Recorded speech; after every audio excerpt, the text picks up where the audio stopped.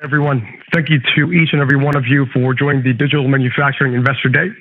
My name is Salih Khan, and I'm a Senior VP within the Industrials M&A team here at BNP Paribas. We're excited to be hosting this virtual event alongside Dyndrite. Before we begin, I would like to note that all attendees are in a listen-only mode. I'd like to remind folks that this webinar is being recorded, and we will share the replay after the event. Following the presentation that we'll be hearing today, there will be a question and answer session.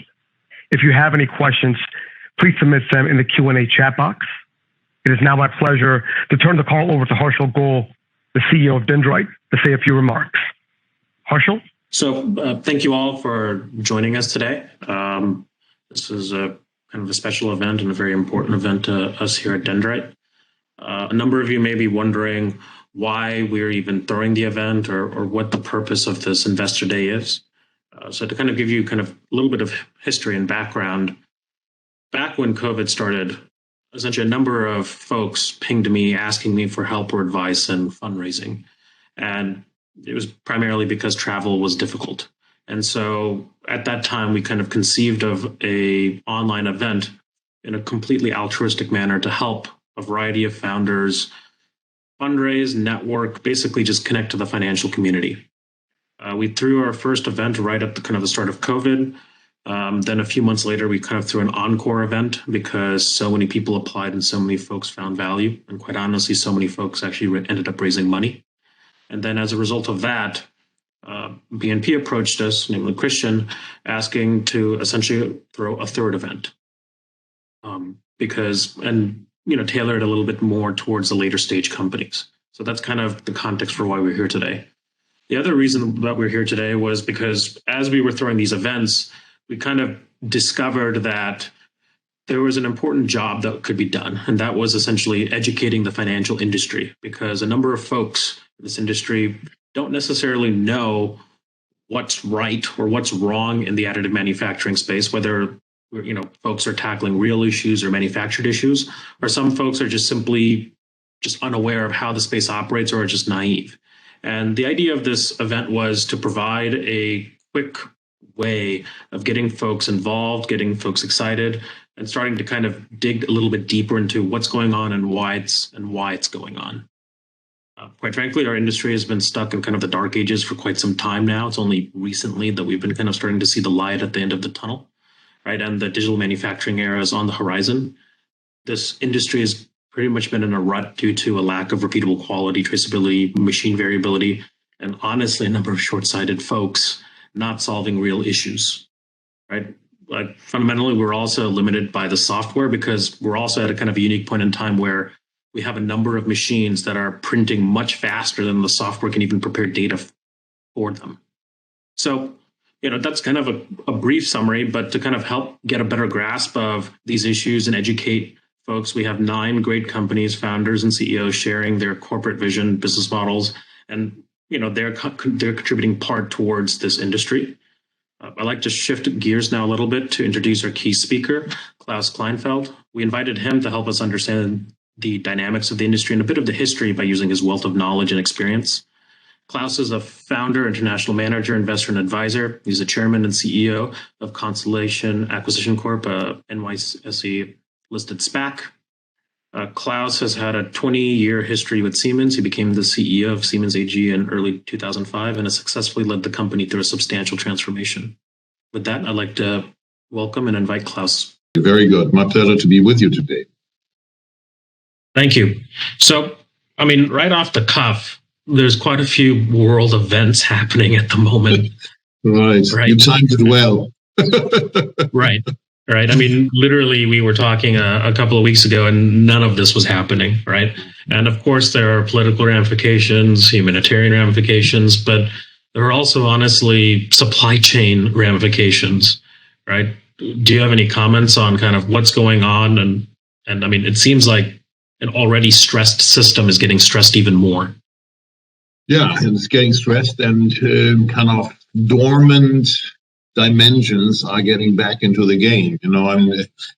We had already through COVID a stressed supply chain, And now, I mean, geopolitical considerations and national security concerns have come back on. I mean, things that I think many of us, including myself, I mean, who has been born to refugees from East Germany, brought up in the West, and one of my luckiest moments was when I saw the reunification and the wall coming down, and have a lot of friends also over in the East, you know. And I would have thought that this West and East thing is over forever, frankly, you know. And now we're back in that, you know. So we are back in new realities. I agree. So I mean, even with tragic events, right? There are opportunities, and there are things that are kind of opening up. You know, like as the economy is opening up, even just for example due to COVID, what do you think are kind of the biggest opportunities or challenges that folks are going to have to get over in the manufacturing sector? I think the biggest issue is what do you choose as a work model for the future? Because in a way, I don't think COVID has brought many new things in, but it has accelerated many of the aspects that have been dormant there. I mean, what we've seen in the whole aspect of online versus physical supplies, you know, and also in the way we work, virtual versus physical. I do believe there's not one answer. I think sometimes these discussions are a little bit too simple because it depends on what industry you're in. You know, I mean, the banks and the financial institutions have all talked about their apprenticeship model, where they want the new crop to look over the backs of the seniors, you know, and I think that is an important point, you know. And then if you go into the manufacturing industry, I mean, we all seem to not remember that in most manufacturing environments, they have been plowing through no matter what COVID was, and have been producing, have been having shifts, you know. And then if you look at the white collar side, I think it's much easier and probably has a productivity advantage to allow more flexibility. I think that's one of the things that we have to figure out, you know, and that's also one of the aspects that people are not taking into account this much. There was, I would say 15 years ago, I mean, a wonderful Fortune article about the question of competitive advantages. And frankly, for those who love to see remote work happening, in a way, they also have to understand that releases the boundaries of physical presence. And that means that the value of work is very different. I mean, you can see that suddenly the option of having a team completely sit outside of the US or outside of their normal territory, you know, and for a long time or almost forever is real, you know. So the competitive environment in the workspace is shifting, and that can be an opportunity, a big opportunity. I agree. I mean, I'd say as a company that thankfully doesn't necessarily have a large capital footprint, right, we've been able to dramatically change our office space and things because simply, you know, if you're developing software or non-tangible good, right, exactly. You know, you can have a completely different working model, and it opens up the different types of people that you can even hire. Yeah, exactly. Exactly. So shifting then gears a little bit, right? You know, additive has been an industry that's been around for 30 plus years, right? And there are clearly some folks who are having some great wins from a production standpoint, but, you know, the overwhelming majority of the industry is not in any production capacity whatsoever. I mean, you've seen a number of different technologies come up, rise and fall, and, you know, take shape. And, you know, what do you think from your experience could be potentially holding this industry back, or maybe ways that this industry could be learning from past folks? First of all, I have been from the early days on that I saw the capabilities of additive, been extremely interested in it. The reason for it is because that was the time most strongly when I was running Alcoa and splitting into Alcoa and Arconic. And the aerospace sector is a large and important sector, aerospace, defense, and space, a very, very important sector. And that's one of the fields where additive has really a very good chance of adding a lot of value. And the other one is healthcare. You know, so if you want to meet people in your industry, you know, that say, hey, welcome, let's talk. In those industries, they would all want to see you with open arms. The only problem is these are two industries that are highly regulated for the same reasons, and safety reasons. So by definition, progress in these industries is small, but that's been one of the things where people, I think, are saying, my God, why have we not been progressing? But these two industries are the most attractive ones, but they are, unfortunately, because they are regulated, they are slow. The other thing I think that the industry is not seeing clearly enough, and partially because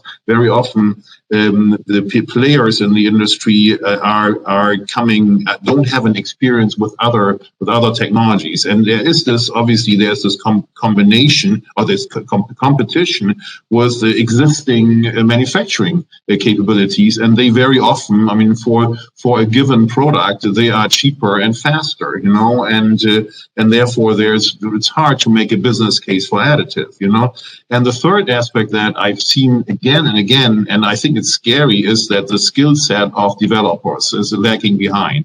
Even if you talk to a developer and say, I want you to develop a new product or this and that, I think it's way too rare that they think of additive, designing something into additive and breaking the boundaries of how the part has looked before, consolidating parts, even doing mock-ups, in additive. So I think those are things where I would say, if we can look at that, see can the industry educate people more? Can that happen? Can we find combinations of different manufacturing technologies? Where additive is just one element of it. I think this could accelerate it. I think you bring up a good point, and we've actually talked about this a couple of times, right? The human aspect of this industry, right? Just having even been in this industry just for 5+ years, it's clear to me that the people in this industry are not changing. They're essentially playing musical chairs among each other, right? And without new blood to run the machines, design for the machines, etc., right? The machines themselves ultimately become useless. Right. And it seems like that we're almost a decade behind from an education perspective in getting enough people here, because nearly every company that I've talked to is struggling right now to even hire the people necessary to run these machines. Of course, this type of a problem has existed in the past, right? With any new technology, it takes time for folks to learn how to use it, and disperse that knowledge. Do you know of any techniques or ways that has happened in the past to kind of jumpstart this, or is it just the slow growing university education process? Yes and no. There's part of it, and there are things that I have seen in those type of highly disruptive things, So let's start with the simple things. I think that potentially a joint initiative, of the players in the advanced manufacturing side. The ecosystem. I'm talking about the ecosystem because in the end, the ecosystem wins or the ecosystem loses. So only after you've done that, you can then go, which company wins and loses, So, but what I would highly recommend is to get more into the universities and also do kind of probably qualification courses, for the existing developers, make them excited, pass out little goodies, that they can use certain tools for free at the beginning, So you basically want to, developers are typically people who have engineering degrees are excited by new things. So it's not difficult to excite them, but I would do more of that. And I know this is very expensive and most companies probably don't have enough means for it. So, if one could have a joint initiative, potentially even with the government. I remember I've been on the Obama advanced industry board, and additive manufacturing already there was a very important part, and I think we even created a center for additive manufacturing. So there are resources, and I think one can pull those off. And the other thing is, when you have something, and that's a more problematic one, when you have something as dramatic as change as this, The issue is, my old saying says every great idea goes through 3 stages. In the first, everybody laughs about it. In the second, everybody says it's not doable. And the third, everybody claims that they have had the idea, So it's a bit of the curse of something as dramatic as this, And I would also say, very often I've seen a mistake being made in general by very strongly technically led, who have a deep network. Some people who have retired, and it's actually not that expensive, And I love this quote, which is actually, I think I forgot who it is from, and it's from basically unweirding the weird. I remember the origin of, and that's a good kind of indicator, the origin of Uber.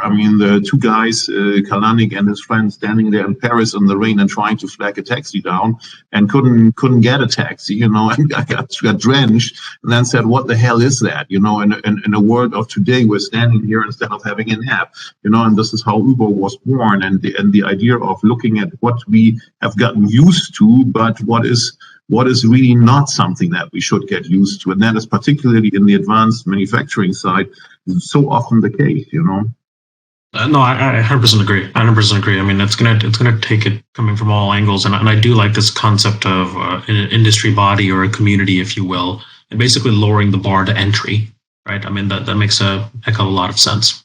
So in the last few minutes, kind of switching gears once more, a kind of very more of a financial topic or investor topic, when clearly SPACs had a rise over the last year and have had mixed results over the last year, right? It's a new capitalization strategy, right? It's clearly different, slightly different to the IPO model. What's your opinion of the good, the bad, and the ugly of this financing strategy? And full disclosure, I raised this back together with 2 of my good friends, and last year, and we are currently looking for a partner.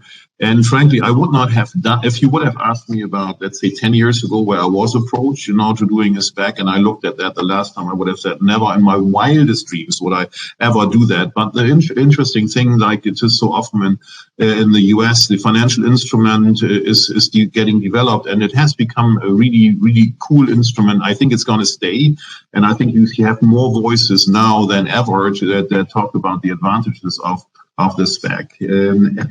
And in the end, it's not that complicated. It's just another way of doing an IPO, But this other way comes with some niceties. Number one, it's faster. Number 2, if you choose the right partner, because you can actually increase your network. You can basically, look at, and interestingly, by the way, we just saw an analysis this week by looking at purely financial SPACs to operator-led SPACs to celebrity-led SPACs, and it's clear the operator-led SPACs have outperformed all the others, and not a surprise to me, because in the end, with an operator-led, you get additional brains, hands, networks, So, but with the wrong, this also goes the other way, if with the wrong partner, who basically wants to just get the IPO done and then jumps into the bushes and disappears, that is usually not a recipe for longer term success. And the other big thing for a nascent industry is that in a SPAC, you are allowed to use forward-looking numbers.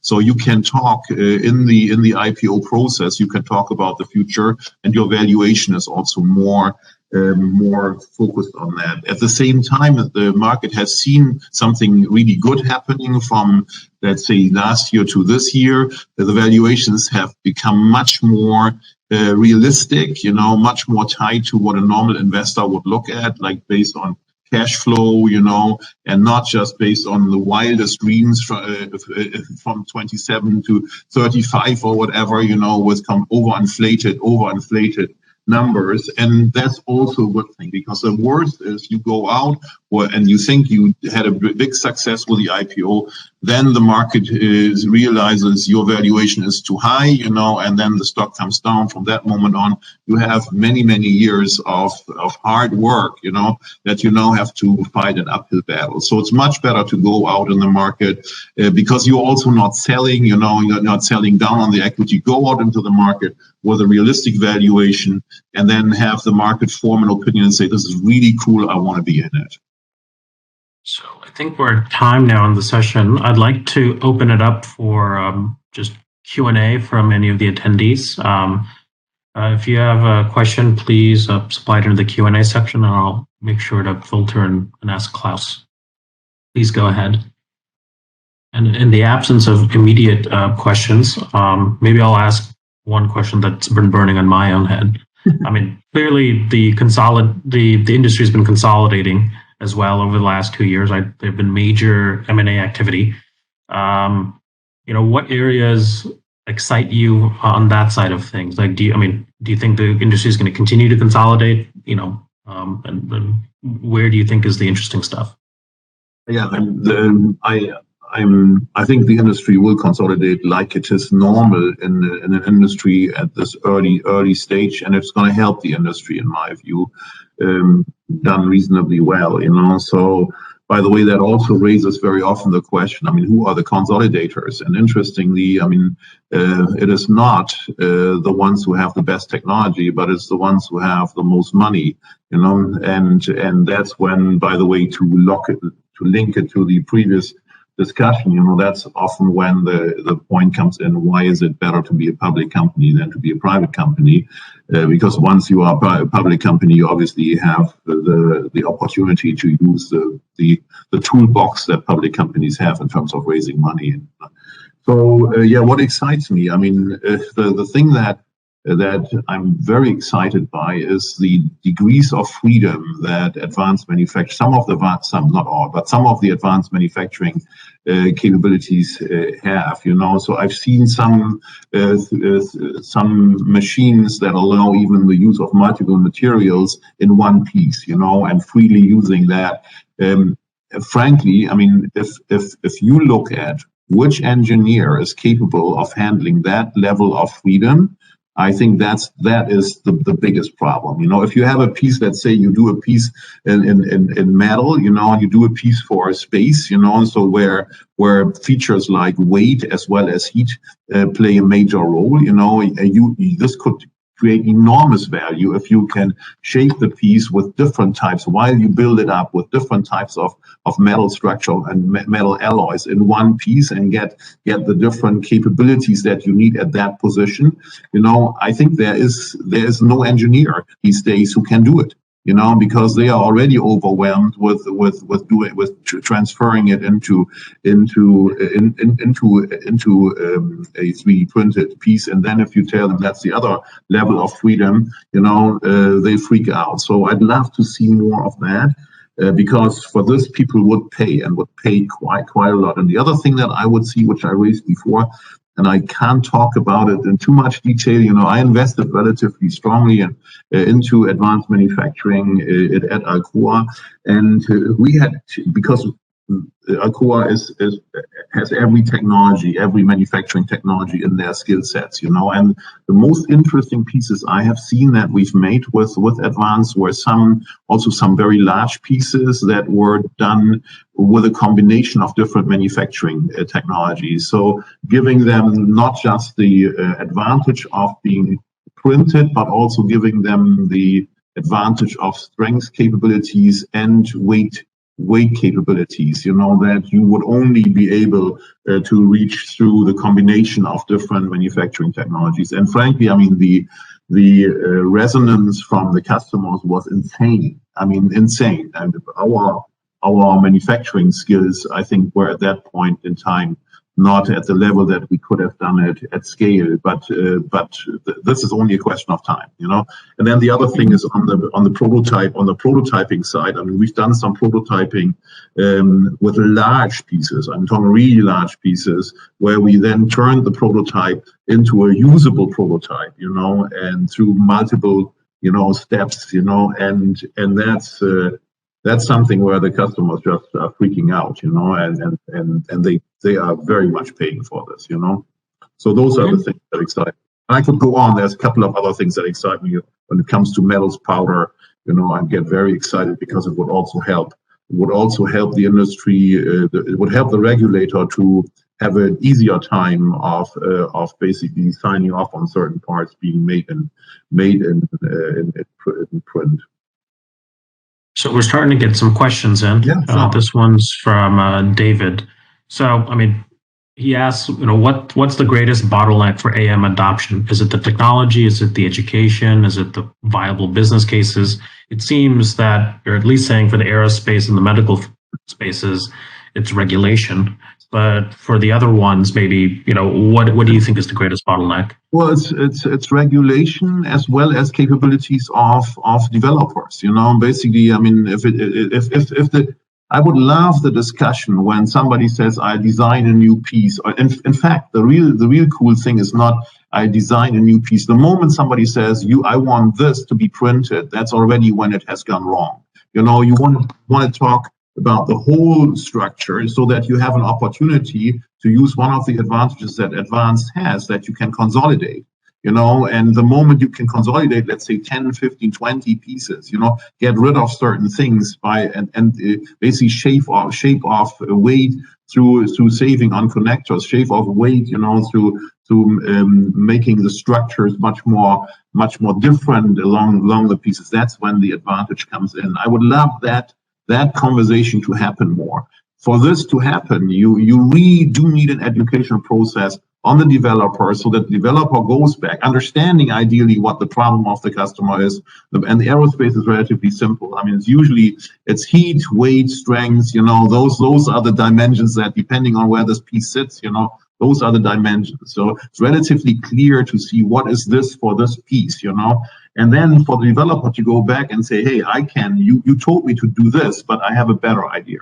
I have the idea of X, When you can do this as a supplier, you are truly delivering customer value, So I wish there were more people there in the development side, who would take that, and also more in the leadership side who would allow them to do it. Well, I think that's a pretty good question. I segue into the next question, which is, what barriers do you think, like the C-suite face, that prevent them from adopting additive?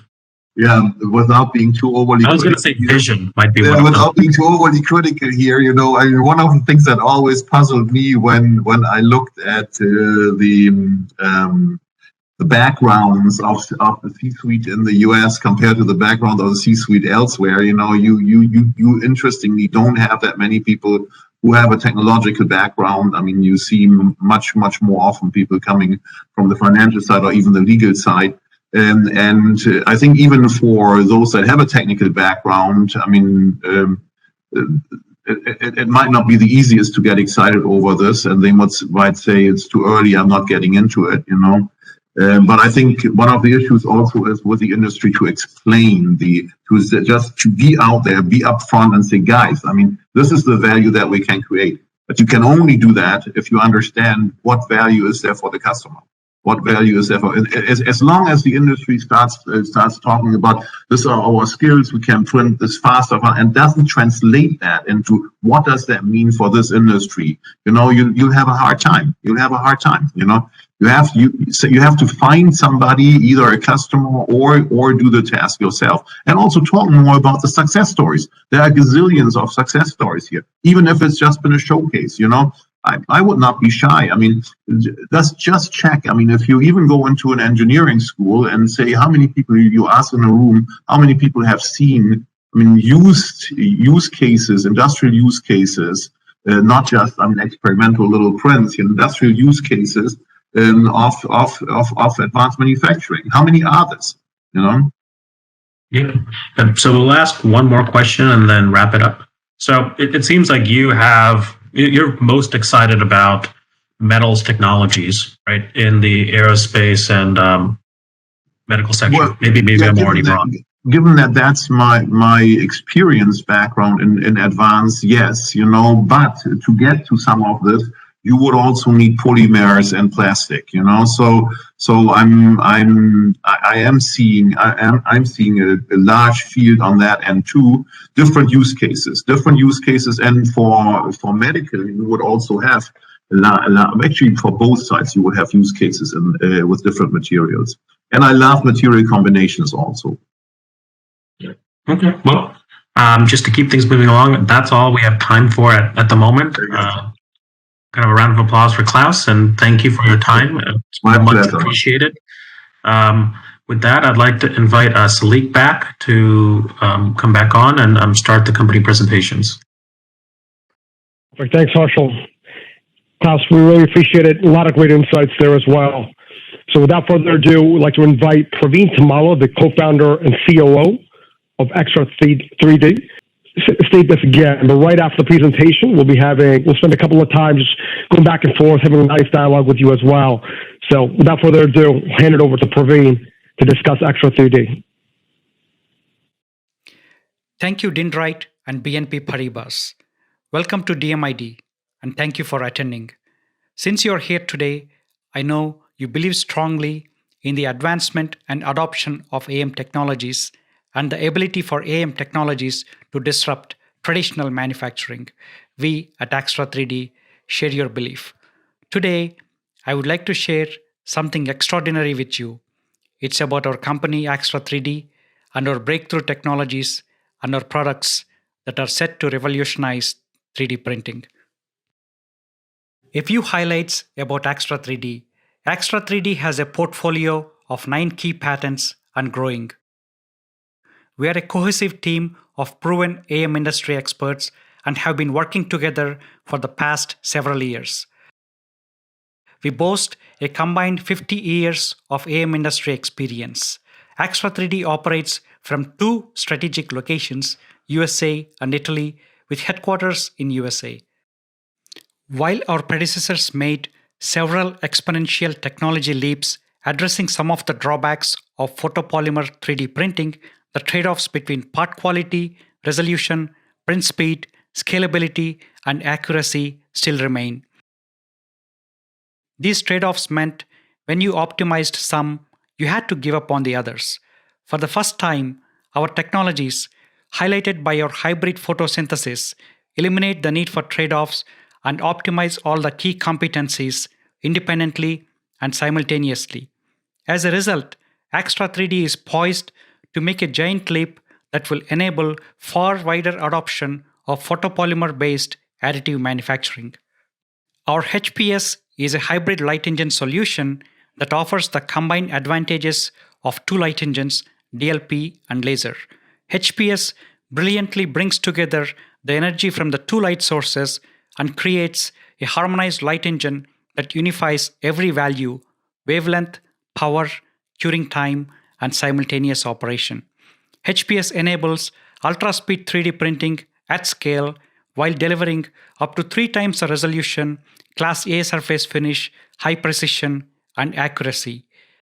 Some of our customers spend 30% of their time and resources on smoothening the surfaces of AM parts. As you can see in this video, our HPS technology offers Class A injection molding-like surface finish straight out of the printer.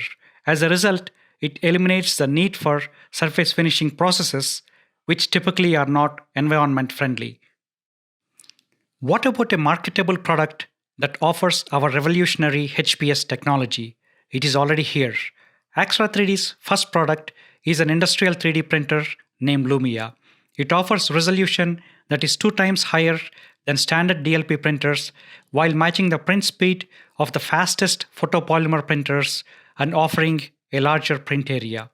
Lumia also delivers high accuracy and Class A surface quality. But wait, there is more to Lumia. Lumia encompasses other breakthrough technologies from Extra 3D like zero suction effect during the peeling process, non-degenerative wet membrane, and unlimited cross-section printing capability. Now let's talk about print materials.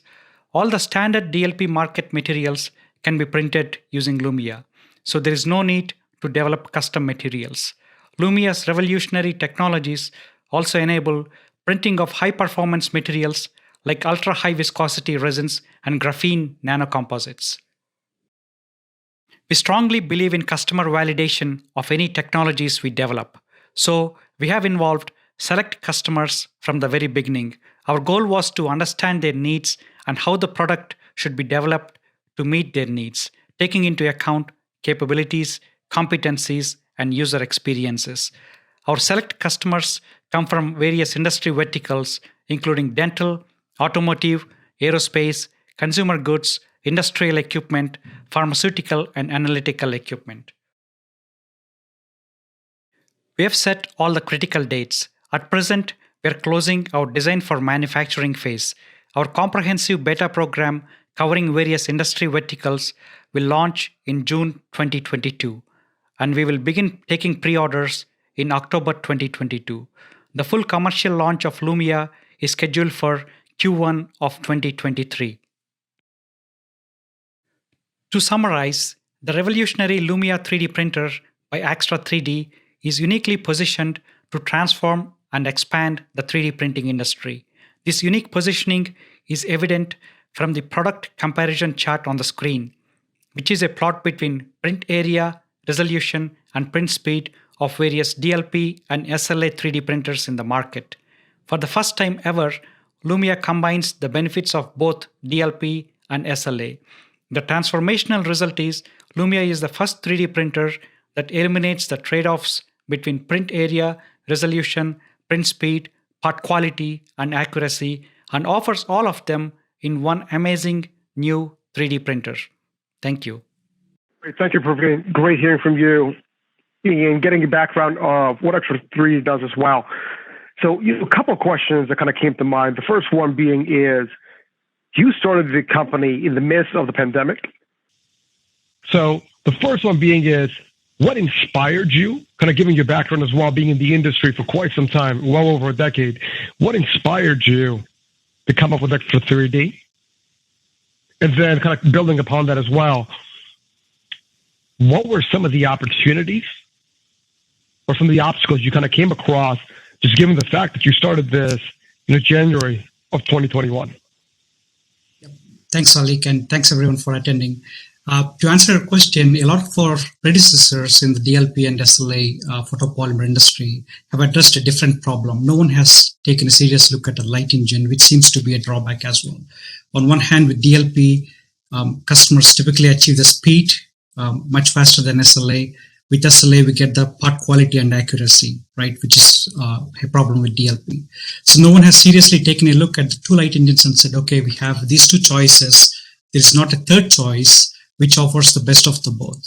So that's the idea that came to our mind in 2020, evolved into a patent in 2020 that's been filed in 2020, and in January 2021 led to the launch of Axtra 3D. So there's a lot of difficult work that went behind to bring this idea to light, honestly, because it's never an easy task to combine just two light sources. Just combining two lasers is a magnanimous task. Here we're combining a DLP and a laser. So the optics, the optical paths, optoelectronics that were devised behind combining these light sources to bring them so that they operate at the same wavelength, delivering the same power so that they could cure the same material without having to custom develop a material. It was a humongous task as well. All of the challenges really are putting together the two light sources and bringing them together and the optical path that we built behind it. It's probably the biggest challenge, I'd say. Talk about, no, that's really helpful, and I appreciate that as well. Kind of talk about some of the other elements, right? You talked about the technology, combining both quality and the speed as well, some of the gaps in the overall industry and what some of the other products and solutions are and how you kind of really fit into it. But as you think about leaving a larger entity and you're joining this organization, what were some of the elements of kind of finding the right individuals to be able to join your team, to be able to join the management team, right? Find the folks that have effectively the IT IQ in the industry. Talk a little bit more about that as well. Yep. The team is the big reason behind the successful launch of the HPS technology, no question about that. For a small team, we have 3 players that are experts in optics and lasers. So they're the primary reason who were able to bring the idea of HPS to life. And we've been working together in past couple of projects as well before Axtra 3D, and the same team came on board Axtra 3D, both from a founder standpoint and also from the founding members. Perfect. And I've got a question here from someone else on the line, so let me just kind of divert over there. The question is, you mentioned that 30% of the time is spent on post-processing. Can you talk more about this? Why is this the case in SLA/DLP? Yep. Now, I have to be clear here. The post-processing is related to surface smoothing after the print process. So we met customers at Formnext and after Formnext as well, and they mentioned that 30% of their time and resources are spent on surface smoothing techniques like post-print surface finishing techniques, not just the post-processing of cleaning the parts and curing the parts. So that is where we make a difference, eliminating the need for surface smoothing or surface finishing at the end of a print. If I could, just possibly one more question as well, and I like to be cognizant of the time. So having worked as a materials engineer at one of the largest 3D printing companies in the industry, and then kind of moving over and thinking about starting Extra 3D, what were the advantages, you think, of being in a more nimble, faster-moving organization versus having the backbone and the support of a much larger organization that also has the capital that kind of fuel a lot of the projects as well? So if you can talk a little bit more deeply about that, and then how do you juggle all of that? Because it sounds easy the way you say it so far, but I'm sure there's a lot happening in the background. Yep, very good question. Now, the way things happen at a larger corporation versus a smaller startup like ours are extremely different. Having worked at 3D Systems before, to get some of the approvals, for example, or to get projects lined up and get the projects approved, even though you have an idea, it really has to be tied up to the vision and strategy of the company, right? Whereas at Extra 3D, the vision and strategy are really simple, well-defined, and we're working on one technology, right? We want to take this technology to light and develop applications out of this technology. So it's much easier to move faster at a startup as our focus is limited to one technology or the core technology of the company and the applications that derive out of that. Whereas at a larger corporation, you're probably working on different technologies at the same time, both metals and plastics, or SLA and SLS at the same time, or extrusion and SLS at the same time, etc. Right? So I think it's a day and night difference between the two. I enjoyed both the worlds, I would say. When I first joined at 3D Systems, I pretty much felt like going back to grad school because it was a highly tech-oriented company, a lot of patents, a lot of research and development going on. And as 3D Systems grew, we started to see more and more of the corporate environment there, right? But coming back to Extra 3D now, it feels more like at grad school as we invented this technology, developed this technology, and now we're starting to create applications and commercialize this technology. Perfect. Praveen, thank you so much. I really appreciate you talking about the company, answering a few of the questions. Hopefully it was not that painful. So thank you once again. But everyone, without further ado, I'd like to introduce you to Lou Rassey, CEO of Fast Radius. It's a cloud manufacturing company that provides end-to-end solutions for manufacturers. So Lou, would love to kind of hear from you if you have a presentation as well, and then we'll just have a nice little chat right afterwards. Terrific, Salik. Thank you. And thanks everyone for participating today. I'm going to go on screen with just a couple of pages here. Okay, terrific. By way of background, Fast Radius is a cloud manufacturing company.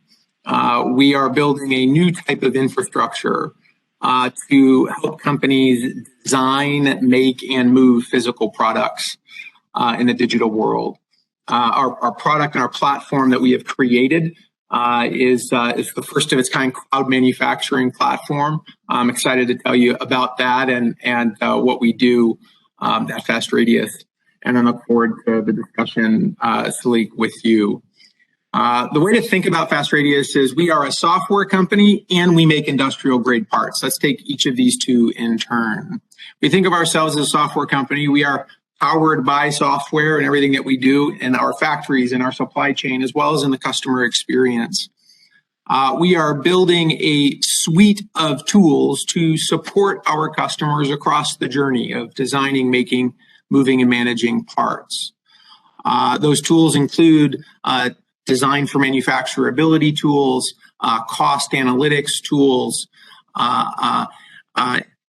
software-driven insights at each stage of the journey. We also provide a software-driven platform for ordering parts when companies need to have their parts made, not just in prototyping, but through volume production. And then when we get into supply chain side of things, we also have a suite of tools where we can help our customers manage their supply chains on an ongoing basis. An example of that is a virtual warehouse tool where we help companies like Airbus create a platform, a virtual warehouse, where they can then order those parts and have them fulfill that industrial grade standards when and where they need them. And so when we think of cloud manufacturing and us as a software company, we're building out this platform of software-driven tools across the life cycle of designing, making, and moving and managing parts. Like cloud computing, we view cloud manufacturing as a platform where we and third parties can build applications and services over time. Ultimately, today, we make money by making parts for our customers. And so while we're a software company, we're also make industrial-grade parts. We use a wide range of technologies, additive manufacturing, CNC machining, injection molding, cast urethane, sheet metal. We focus on commercial scale, parts going into cars, in use in medical devices, in use in volume consumer products. We do work in the prototyping stage too. So we're full lifecycle partners for our customers, but the cloud platform we've built is designed and has been from day one to be something you can rely on for industrial grade ongoing production. We have done work across just about every industry out there: aerospace and defense, automotive, industrial, consumer products, medical, and tech. And our factory network, we make parts in our own factories that we own and operate. We call them micro factories, as well as a network of third-party suppliers that are digitally connected into the work that we do. Our factory in Chicago is deemed by the World Economic Forum to be one of the 9 most advanced factories in the world, implementing Industry 4.0 technologies at real scale. So we're very proud of the distinctive digital manufacturing infrastructure that powers cloud manufacturing. When you think about cloud manufacturing, you can think of it in this tech stack, and we have built out this integrated tech stack, much like you have an integrated tech stack for cloud computing. You have the integrated tech stack for cloud manufacturing. That includes at the bottom the infrastructure of our factories and our supply chain, a learning engine and a digital thread where we can get smarter with every part that we make, software-driven operating system to orchestrate the flow of work in our factories and our supply chain. Then the software and services solution that sit on top of that, this application ecosystem where we and third parties can build manufacturing services and software tools using the underlying data and infrastructure. As I mentioned before, we have served thousands of customers across just about every industry out there through the life cycle, making industrial grade parts, powering innovation in the physical world. We've been at this now for 5 years. We're excited to have recently entered the public markets through a de-SPAC transaction. We have a great partnership with UPS, and including a micro factory on their campus in Louisville. Our Net Promoter Score is something we're very proud of. The World Economic Forum recognition, I think, gives an indication of the technical sophistication of the cloud platform. Perhaps most importantly, it's the customers that have put their trust in us to make parts at volume for them and with them as they're bringing innovation into the physical world. But in a nutshell, Salik, it's a little bit about Fast Radius and what we are building. Excited for the discussion today. Thank you so much, Lou. Really appreciate it. A couple of basic questions, and I know you and I have kind of talked about this before as well at length, but for the audience, what effectively kind of transpired or what inspired you to come up with Fast Radius? You and your team, I should say. Yeah, I think it's rooted in the importance of manufacturing and appreciating the importance of manufacturing. This is an industry that really matters in the world. We say it's not just about the things we make, but the things that we make possible. It's not just about the cars, cell phones, satellites, but it's making the world more connected, making the world more healthy, feeding, empowering the world. This is such an important part of how the world works. I'm a third-generation manufacturing guy. I grew up in Detroit. I've been around manufacturing since I was a kid, and I have a deep appreciation for the importance of this industry. At the same time, there are this massive wave of new tools, Industry 4.0 and the innovations around it. So I was at McKinsey for a long time, helped build what is now the Industry 4.0 practice, and saw this wave of innovations coming. New tools of digital design and simulation, new tools in factory equipment and automation, material handling, new models for supply chains. And so it presents this incredible opportunity to create a new platform for how we can design, make, and move things. And given the significance and the importance of the industry, the size of the industry, the wave of innovations coming, it just became very clear that there was an opportunity to create a new type of platform. And we've seen this in other times in the industrial revolutions and generations before, we've also seen it in cloud computing. If you look at the impact of cloud computing as a platform that others can build on, it's driven incredible innovation in the digital world. And we think bringing the digital world and the physical world together in cloud manufacturing creates that same type of market opportunity. And so those were some of the forces as we thought of putting the company together. No, really, really helpful as well. Kind of sticking with that background that you talked about, right, which is you're a very long tenured McKinsey alum, right? As you had looked at the industry and you looked at the various pain points, you kind of talked about merging both the physical and the logical, physical and the online world, right? What were some of the kind of the pain points that you were witnessing as you were at McKinsey, working with some of the clients that really said, hey, you know what, here's a need and no one is solving it. The big guys aren't solving it. I've got the know-how. I've got the right team. Let's embark on this. Can you talk a little bit more about that as well? Yeah, for sure. So I think in general, while manufacturing is very data rich, it's insight poor. And the workflows for designing things and making things are still very slow and cumbersome. And information is opaque. It's hard to see what's happening at different stages of the supply chain.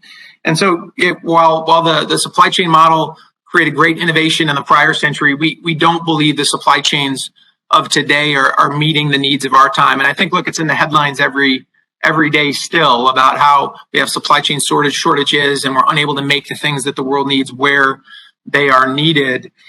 And so the pain really is felt in the design stage, in the make stage, and in the supply chain stage. In the design stage, you can't get access to knowledge, access to intelligence about how best to design a product. We are codifying it fast rates, all of that knowledge, putting it in software and making it accessible to anyone with a browser. Then in the make stage, to be able to make the things that you need in a flexible, elastic way, that's not how supply chains were set up. That's very cumbersome, very slow moving, hyper fragmented with subscale shops making the lion's share of components, not using state-of-the-art tools. We're building a state-of-the-art infrastructure to actually then make the parts, and anyone with a browser can access that infrastructure, create elasticity and flexibility in supply chains. And then in the kind of managing the supply chains over time, look, there's just countless parts are sitting on shelves collecting dust, trillions of dollars of just waste and inefficiency and how supply chains are managed. We're creating, and many of our customers use a virtual warehouse, store parts digitally, move parts digitally, and make them only when you need them, and create a much more efficient and much more sustainable, much more carbon mindful supply chain approach. And so I think it's pain across each of those parts of the physical product world that we saw and that we have built cloud manufacturing in our platform to address. I think what Fast Race is doing, and you kind of talking about the supply chain pain points that are out there and your ways to be able to effectively alleviate it, right? I think that's very critical, and it could not have happened in a more time of need for us, right? As we're kind of going through the overall pandemic. So two things happened for you over the last, call it 9 months to a year or so, right? The SPAC portion, that'll be my very last question I'll ask. But how has the pandemic benefited or otherwise helped you kind of engage in more dialogue and conversations, both across verticals you've been playing in, and also open up opportunities for you in other verticals as well? If you can kind of talk a little bit more, that'd be really impactful. Yeah, I think a few things. So first, companies are looking for more flexible supply chain models. They're revisiting where things are made and how things are made. And they're looking for modern partners to do that, where they can engage with them in a digital way and where they can get access to state-of-the-art modern factories that are flexible to serve them. And so we fit that bill. We are a new type of supply chain partner for companies across industries. Secondly, we're bringing new solutions to bear. So we have factories that we own and operate that all of our customers can leverage. We also announced last year a custom microfactory where we have designed a bespoke CNC machining microfactory to meet the needs of one of our industrial customers using state-of-the-art machining and material handling that allows them to have a much more flexible supply chain model supporting the scale up of a new product that can be copy and pasted as they're scaling their final assembly. And so we are also presenting not just a new supply chain partner, but new supply chain models. through a custom micro factory that they can digitally engage with us on.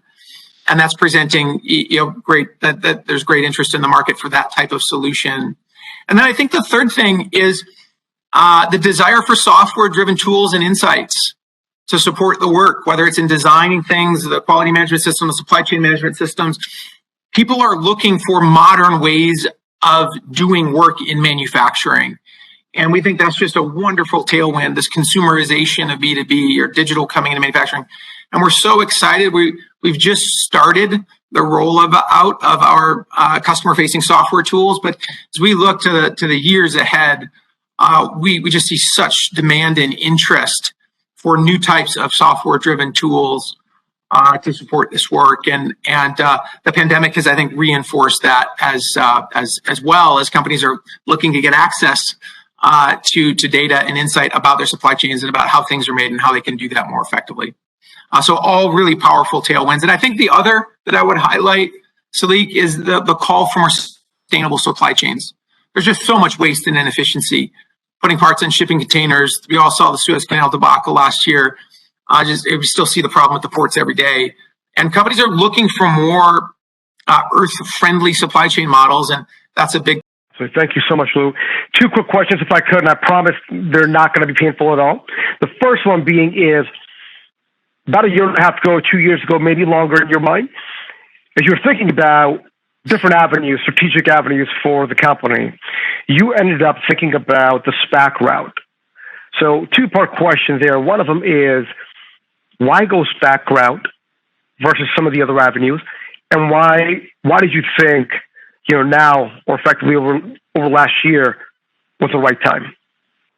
Yeah, I think a few things. I think for our business, the technology has been built over the last 5 years. We've built that infrastructure that I showed, and it was proven. We have customers that have trusted us across the most demanding industries to leverage cloud manufacturing and making parts for them. So there wasn't about the technology risk. It was now about how we scale.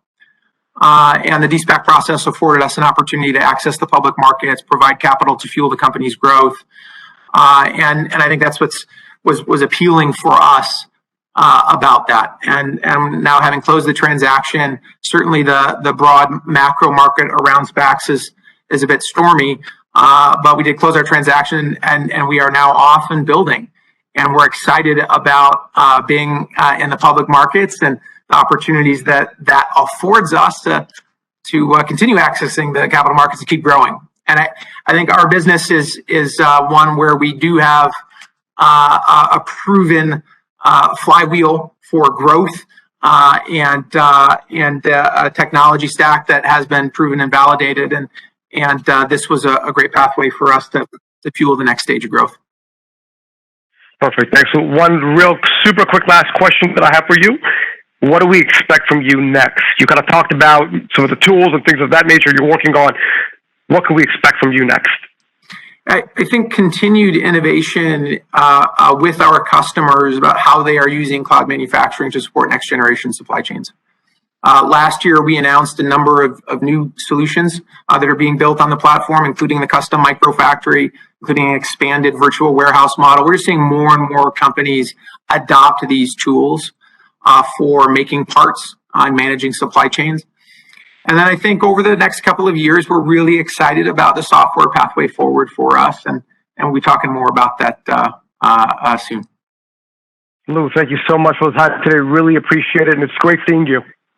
You too, Salik. Thanks for having us participate today. Appreciate it.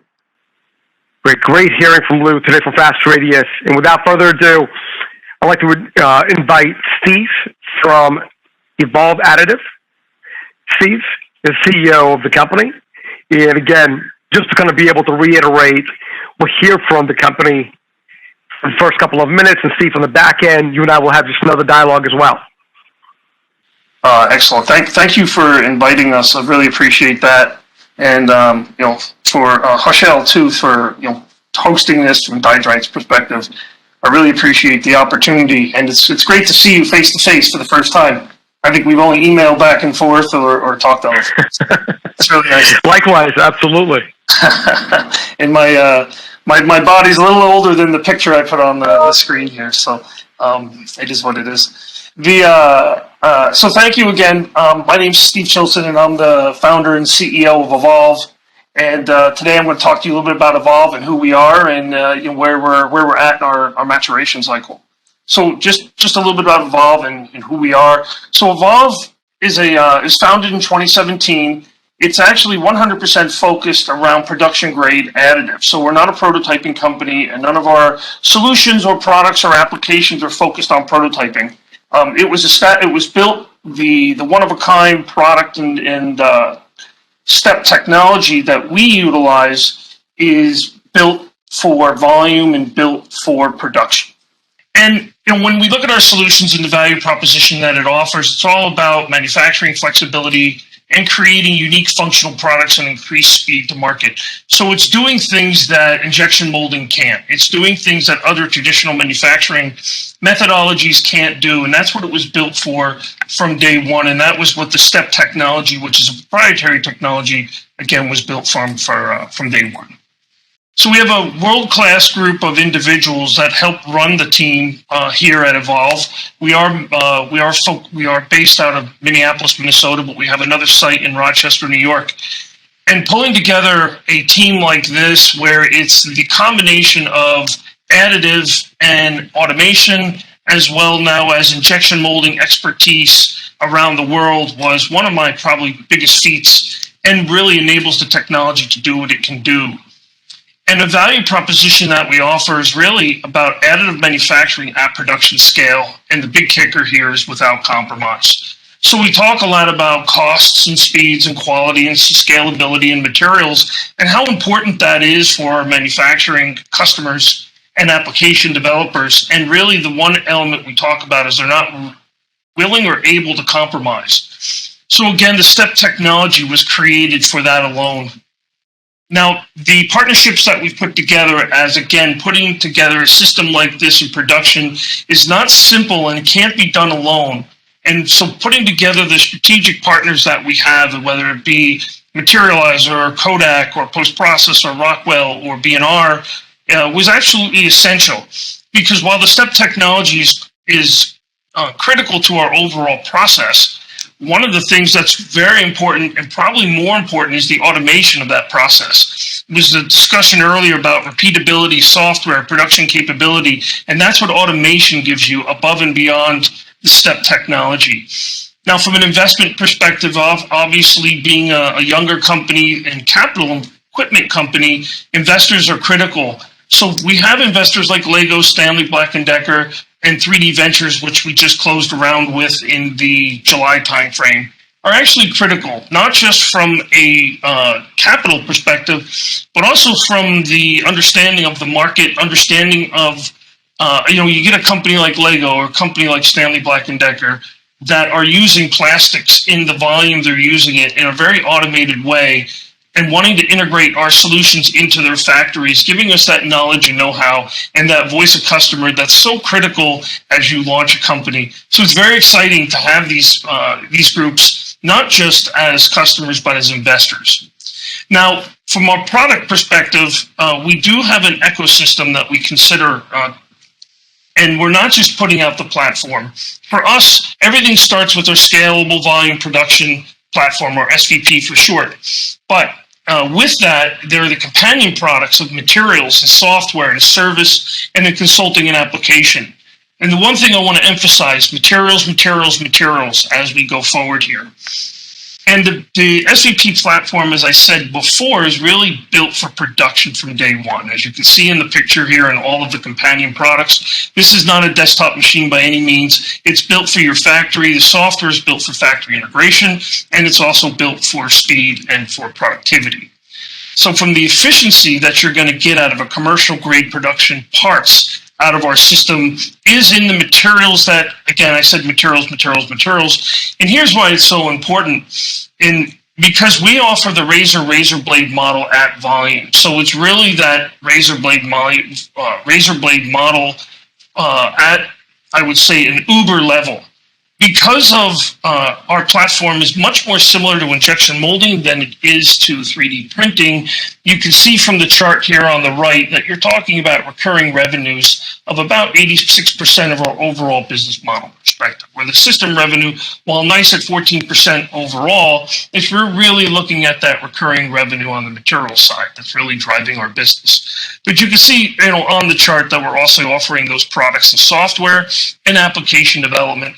I'll talk a little bit about application development here in a couple of slides, but it's so critical to actually getting the platform off the ground. And that's why we're offering those support services, not just in the machine, but actually helping our customers develop those applications required to get these machines integrated into their factories.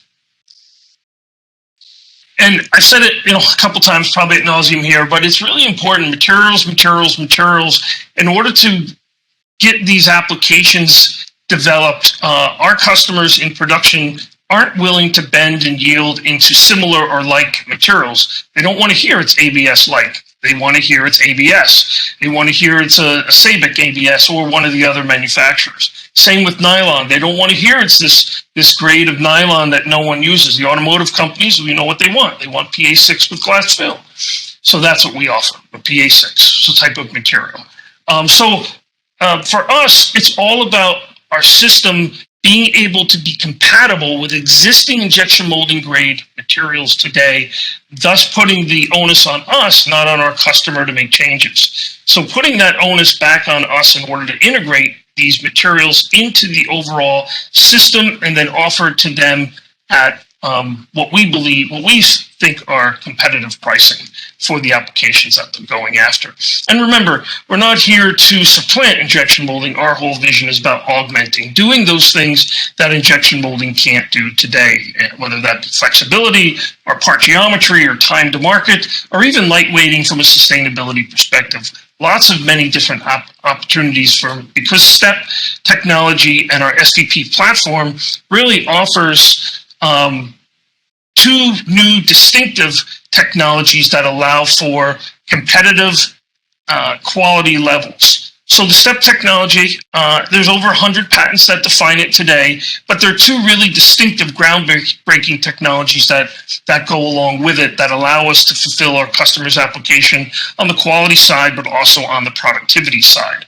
So as you see, I won't get into too much depth there, but there's one in what we consider to be in situ process control. So the machines really do run themselves on the automation side. And the one technology here on the left is really about, we take a topological mapper, we take a picture of every single layer, and we compare that picture to what it should be based on the CAD model. And then we make changes in situ, we make changes based on the realities of inconsistencies, or maybe there's some deformities that are happening because it's real life. We actually correct for that in build, so you're not having to affect or get your overall quality level below where you need it, and also keep that yield up, keep that repeatability to exactly where you want it. The other technology that is on the right here, just quickly, is a smoothing technology, again, giving us that injection molding grade quality of our parts. And you can see from this particular picture just some of the examples of some of the different geometries that we can make, but really the quality level that we're getting rivaling that of injection molding. And that was one of our main goals as we started the company. Our addressable market is that, as you would imagine, it really does go wide and deep into whether it be contract manufacturing all the way to automotive. We can address applications in each one of these particular markets. And really, one of the obviously our market, from a financial perspective, our company, our product is all about augmenting that injection molding application and technology and business. And we all know it's about a $300 billion worldwide business. So what we're looking to do is we're looking to grow that, actually, take some market share, but it's really about growth. And finally, on this slide here, just kind of showing you our capability versus maybe some of the other additives, but really our benchmark has been injection molding from day one. So our ability to meet costs and speeds and qualities and material types of injection molding has really been our benchmark. So while all the technologies have absolute application in the world today, I think really highly of all of these other technologies, it's really the evolve step technology and SVP product that really offers all of these different characteristics, allowing our customers to live and to experience the best world of injection molding and additive, bringing together the quality and cost with the scalability and flexibility of the parts that you can make. It's really a wonderful capability and a really wonderful new, I think, option for our customers to consider as they're looking at producing the products. So just a couple of main takeaways. First of all, for us in all of the work that I've done, I've been in this industry for about 15 years now, a little bit over 15 years. And through my experience, it's all about true industrial applicability. They like to talk about this technology or that, but really for them, in order for you to be considered truly a production grade manufacturing technology, it's really about that industrial applicability. We are a game changer. Our step technology is a great game changer because it is and can do what it can do on the quality side, on the cost side, but then on the scalability side is absolutely a game changer for our customers. And then don't forget the razor blade on steroids really gives us that gigantic annuity stream that allows the company to scale and scale quickly. We are in the commercialization phase and we are scaling up our operations. We shipped our first machine, and we did announce earlier this year an agreement with Fathom, so we'll be shipping our second machine actually in early Q2 this year, and now the scale-up begins. So with that, thank you for your time. Thank you, Steve. Really appreciate it. Great presentation, by the way. I think there's a lot to take away from it, especially when you kind of talked about materials. We're short on time, so I'm going to ask a couple of questions that I think the attendees are going to be interested in, hopefully. So with that said, as you look at your background right across from Zebra years ago to Dell to Stratasys, if you take the culmination of all of that, what effectively inspired you to say, look, there's a need in the marketplace. This is going to allow me to be the best of the breed and have cutting-edge product solution, the right team. How did you come up with the concept a couple of years ago? Boy, it's really the culmination of a lot of gray hair. So it's really the culmination of experience, both as an engineer, developing product, doing a lot of prototyping, but also, trying to figure out a way how to manufacture product. As you're trying to get more and more creative. I think it was in the presentation by Klaus early on. He talked about changing the way people design. And this is what I've been thinking about from day one. Why am I stuck with the rules of injection molding? Why am I stuck with the costs and the 12-week lead times and all of the lack of control once I move the tool to a supplier? So these were the thoughts going through my head on the application side. Then doing spending as much time as I have with customers over the years, learning about their pain points, cost, throughput, scalability, materials, all of these type of things, over and over and over again, you hear it from these guys. So on the application side, it was, well, how do you solve these real problems? How do you make something for the customer that really gives them a new way to consider manufacturing?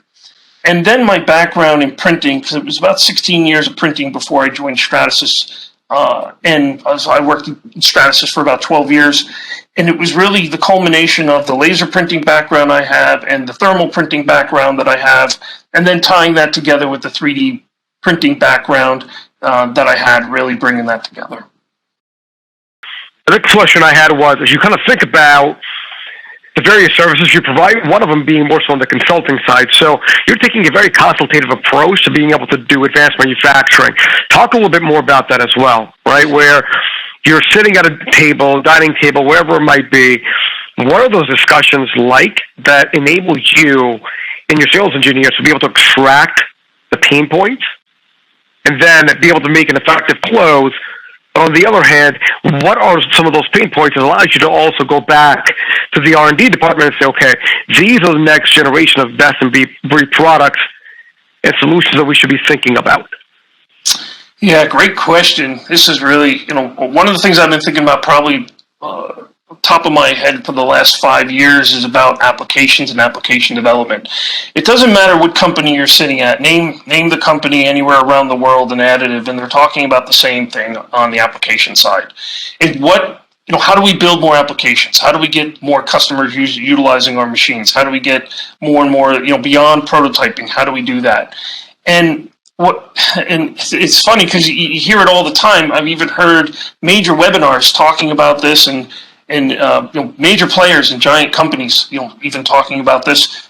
So for me, what I noticed about 3 or 4 years ago, in order for our customers to really accept the new STEP technology, and it's new, right? It's not a derivation of a powder bed fusion or an FDM or an SLS or any of those type of things. It is a brand new technology, and for us to get our customers to adopt it, understand how to use it, and to get the C-suite really to start adopting it, I knew we would need to help them along on the application side, help them build the level of expertise they need on the machine side, but also on the business model side. How do you make these machines more productive? How do you make these machines more profitable on their side?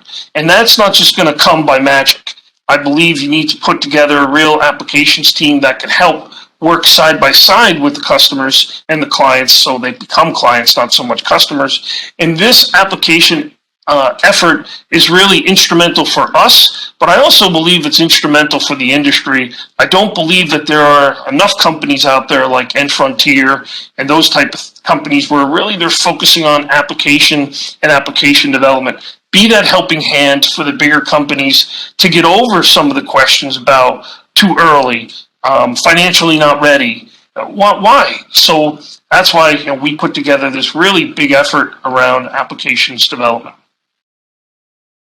I really do appreciate it.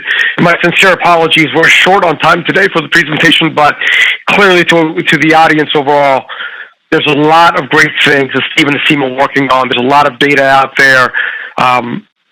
We need to kind of parse through as well. So Steve, you and I will certainly, and Christian as well, will connect with you again. Love to keep learning more about all the great things you and your team are doing. All right, so up next is Sam O'Leary, the CEO of SLM Solutions. And Sam, we're going to stream your presentation here just momentarily. And then just as a reminder, after the culmination of the presentation, you and I will just have a real quick chat, the way you kind of saw Steve and I just did. Thanks.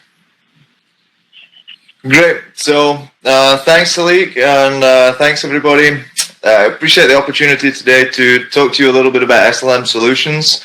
We're a technology pioneer and innovation leader in the field of selective laser melting, which is the leading metal additive technology. It accounts for about 90% of the global install base of metal additive manufacturing equipment.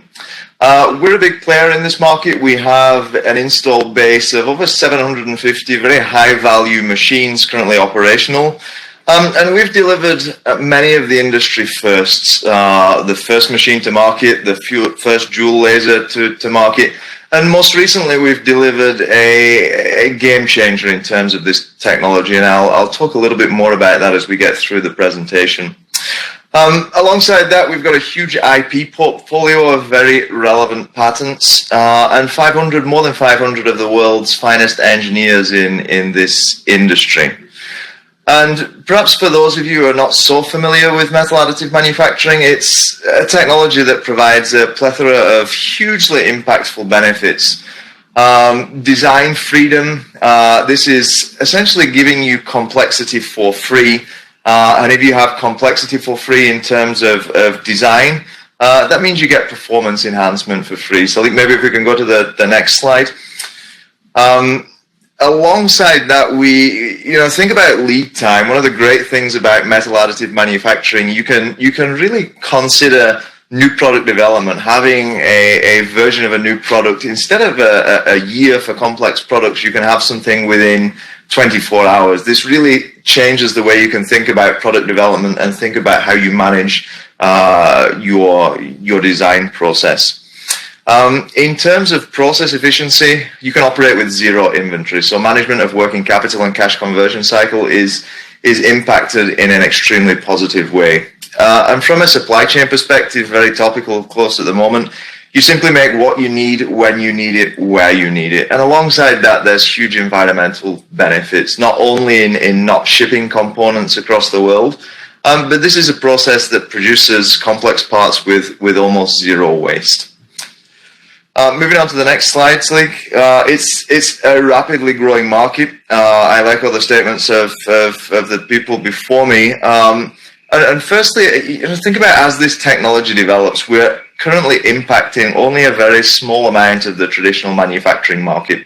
What we're doing with driving this technology and driving the productivity of this market, of this technology, is not just accessing the significant growth that's expected already, but hopefully opening up more of the traditional manufacturing market by bringing technology that has cost parity or even cost benefits over very traditional manufacturing processes, whilst also adding all of the other benefits that I mentioned on the previous slide. So moving on to the next slide, we have already a very huge and impressive install base of more than 750 machines. But what's more important than the number is specifically where those machines are at. Across all industries, the very companies that will drive mass adoption of this technology across civil aviation, defense, space, energy, automotive, medical, and other applications. These are the driving force, and these are people that we've been involved with over many years, enhancing the technology and delivering production applications for our existing fleet. So moving on to the next slide, I mentioned about our history of being a technology pioneer within this industry. We had the first system to market. We were the first with a dual laser system, the first with a quad laser system, and the product that we've just launched a year ago is a 12 laser system. Now, these are not just numbers in terms of the number of lasers that sit within the system. They are exactly the driver around system productivity. And what that gives you is huge benefits in output cost per part.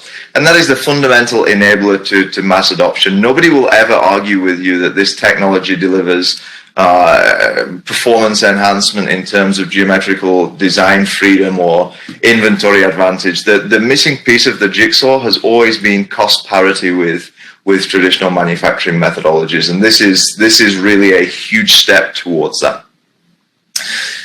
So a little bit more detail on the next slide about just what it is. It is purely a game changer. It's bigger than anything else, and it's light years ahead of anything else in terms of productivity. Looking at the next chart, just to give you a little bit of perspective around that, our SLM 500 machine was the most productive machine on the market. Maybe we could move forward one Salik, please. Was already offering a significant advantage on everything else in the marketplace. But as you can see on the chart on the right-hand side, the NXG is giving a productivity increase of 500% on those already market-leading machines. On top of that, if you compare this to the majority of the single laser install base that is currently operating for production applications with this technology, it's 20 times faster than that. So if you think there was a business case existing for complex components using a machine with one laser that is taking an awful long time to produce components, just think about the impact of 20 times the speed. And along with that, a significant cost reduction in the output per component. Just moving on to the next slide, please, Salik. We're also enabling customers to do more with enhanced software solutions. FreeFloat is a product that we launched last year. Again, at its fundamental base, it is designed to reduce the cost per part for our customers and enable more application. This is something that we give for free to our customers operating our installed base, because quite simply it drives more application, it drives end cost per output down, and of course drives further demand by enabling new application cases. Next slide, just to give a little bit of comparison about what it actually means. Everything that we do as a business is focused around enabling our customers to do more and driving the industrialization of this technology. That means everything that we do is focused around open architecture. You saw in the previous slides, our customers are the world's biggest organizations. They're the very people that have been using this technology for a great deal of time. They've developed know-how, and for us, giving them the capability to utilize that know-how, take a base of the technology that we deliver, but fundamentally be able to manipulate that and be able to develop an extra competitive advantage in that industry is something that they consider of great value, and is something that is fundamental to how we think about how we run our business. If you give a customer a black box solution that just says, hey, parameters are fixed, this will give you a good output, but there is no way you can change that, this creates a Me Too situation where everybody can output the same, gives no competitive advantage, and fundamentally inhibits progression and inhibits innovation. So on the next slide, I've got a great advantage of how this performance enhancement of component manifests itself in real life. This is an NXG machine-enabled application for Porsche. It's enabling their EV technology. In its simplest form, it delivers a component that is reduced vastly in terms of weight. It combines multiple components into a single build, a single print. It improves the rigidity of the component by over 100%, and also removed 40 manufacturing process steps. If you think about that in terms of, again, cost and simplicity of process and ability for any factory to be able to produce and deliver this, it is a huge, huge impact. And this is just one example of the thousands of things we see day to day where this technology impacts everything from electric vehicles to rocket engines and everything in between, delivering the capability to make complex parts very quickly, very effectively, and deliver all the advantages that I mentioned earlier. Moving on to the next slide, we are a business that is delivering 2 consecutive years of meeting our guidance, 2 consecutive years of growth in excess of 20%. We've already given guidance for this year of at least 33% growth, and 2026 expected revenue levels of at least 5x what we have delivered in 2021.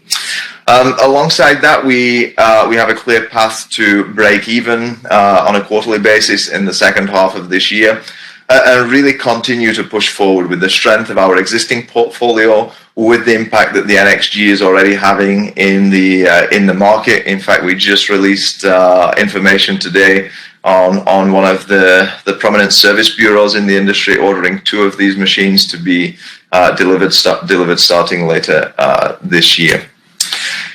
And finally, on the last slide I've got here is just to show that we're set up for growth with everything in place. We've been building the infrastructure, the people, everything that we need to deliver on this growth. So we have a high operating leverage. The introduction of the NXG and the continued growth across our portfolio will result in a significant EBITDA improvement as we progress through the following months, and of course as our revenue continues to grow through the following reporting periods too.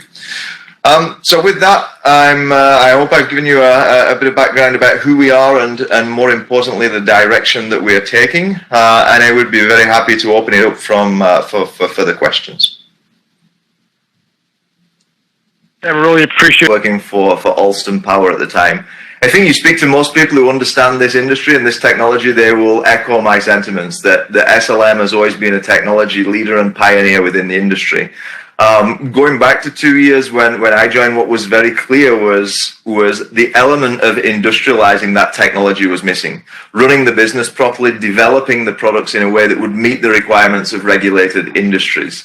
So that is in fact, if you will, the somewhat boring and mundane things that need to happen in the background. Configuration control, developing products based on data, releasing products that are completely tested and understood, that we've got a process that drives consistency from machine to machine. You cannot deliver a machine to a Safran or a Honeywell and have one machine sitting next to the other and having different results coming from both machines.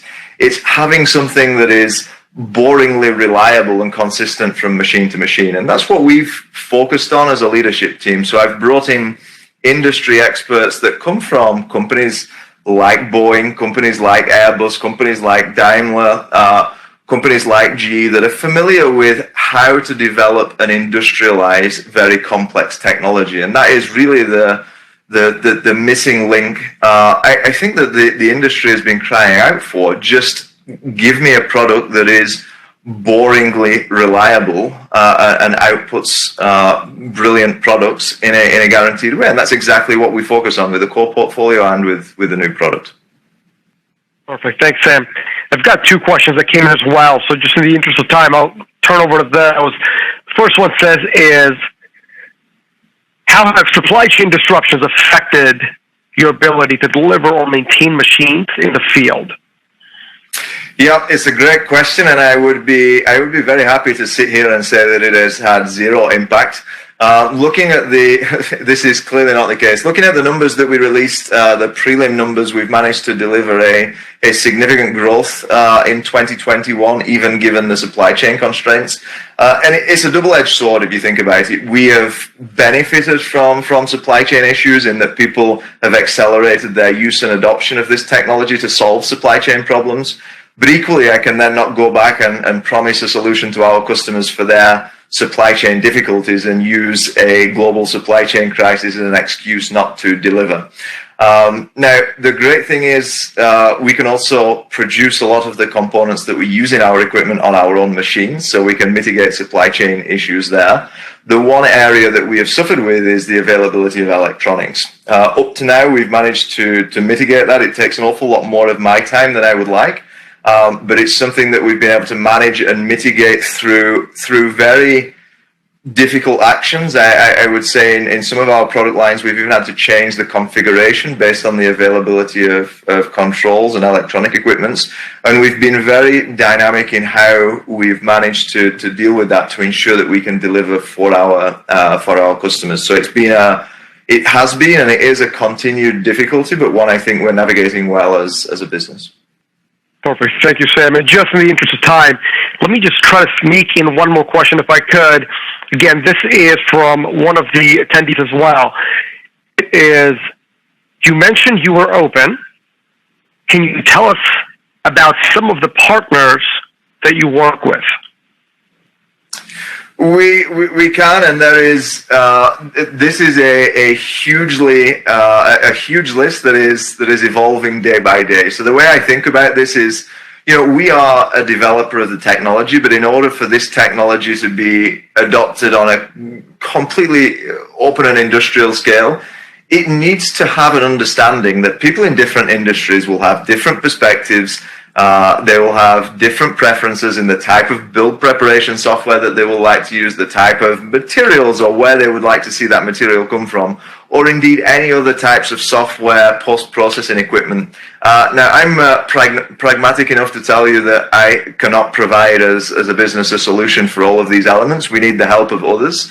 And I'm also pragmatic enough that I like to see the market develop in a rapid way. So we offer APIs, for example, to companies like Dyndrite, to Materialize, to Siemens, to comparing with things at the opposite end of the spectrum. We open up, for example, our build plate dimensions, so post-processing companies can go to market and offer solutions that help people in kind of downstream elements of the process chain. We've just announced agreement with distributed manufacturing companies. We've announced agreements for blockchain technology where people can issue build files across the globe without the worry of disclosing IP.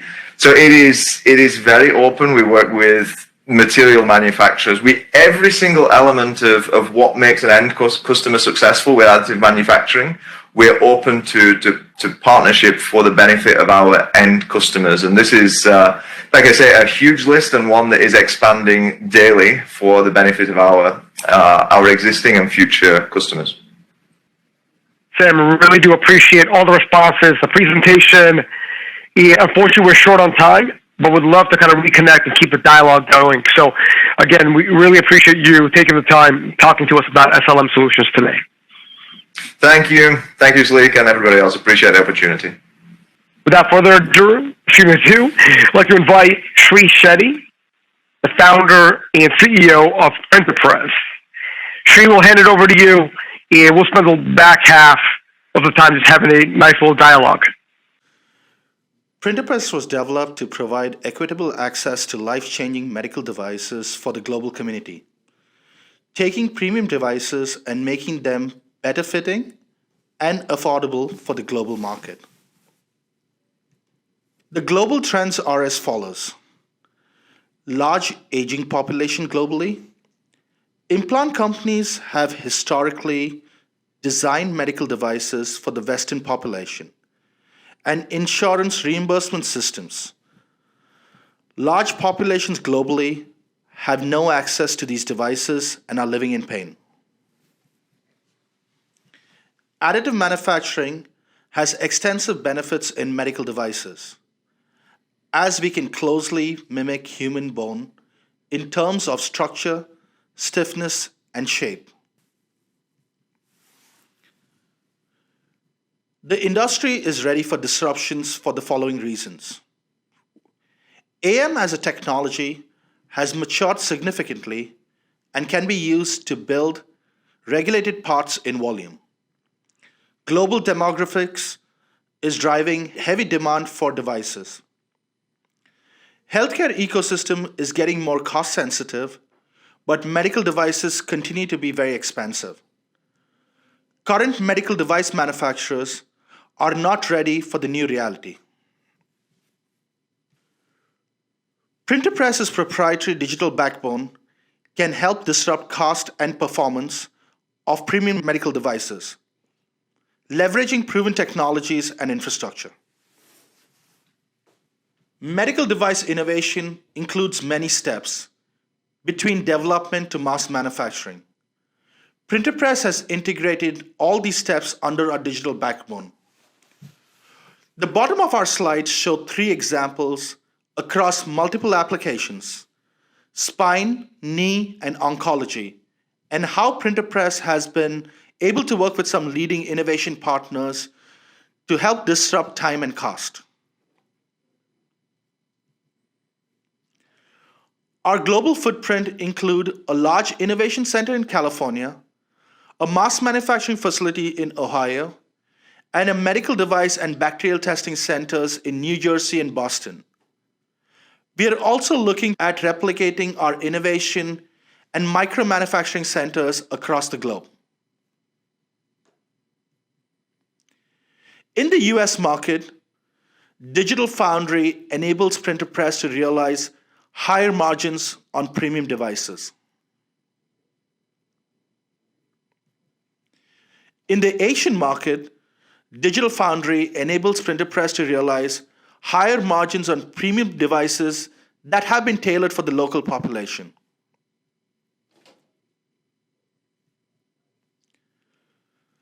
The future is engineered materials for medical devices. PrinterPrezz has partnered with Solvay in taking their proprietary materials and significantly increasing its strength.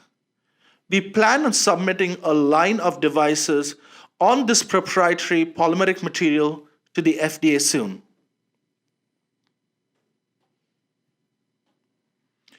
We have a robust IP platform that is integrating semiconductor-based nanotechnologies on 3D printed devices. These devices are showing significantly higher bone growth and lower bacterial adhesion, as shown on the graphs on the right-hand side.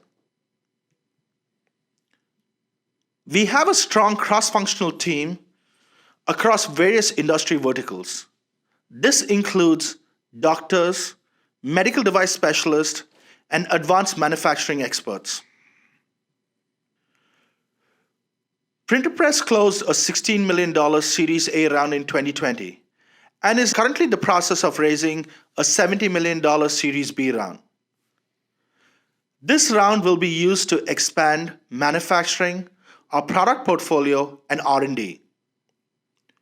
We have a strong consortium of financial VCs on the left-hand side and strategic VCs on the right-hand side, and are looking for others to join the round. Here is a summary of everything that was discussed in the last few slides.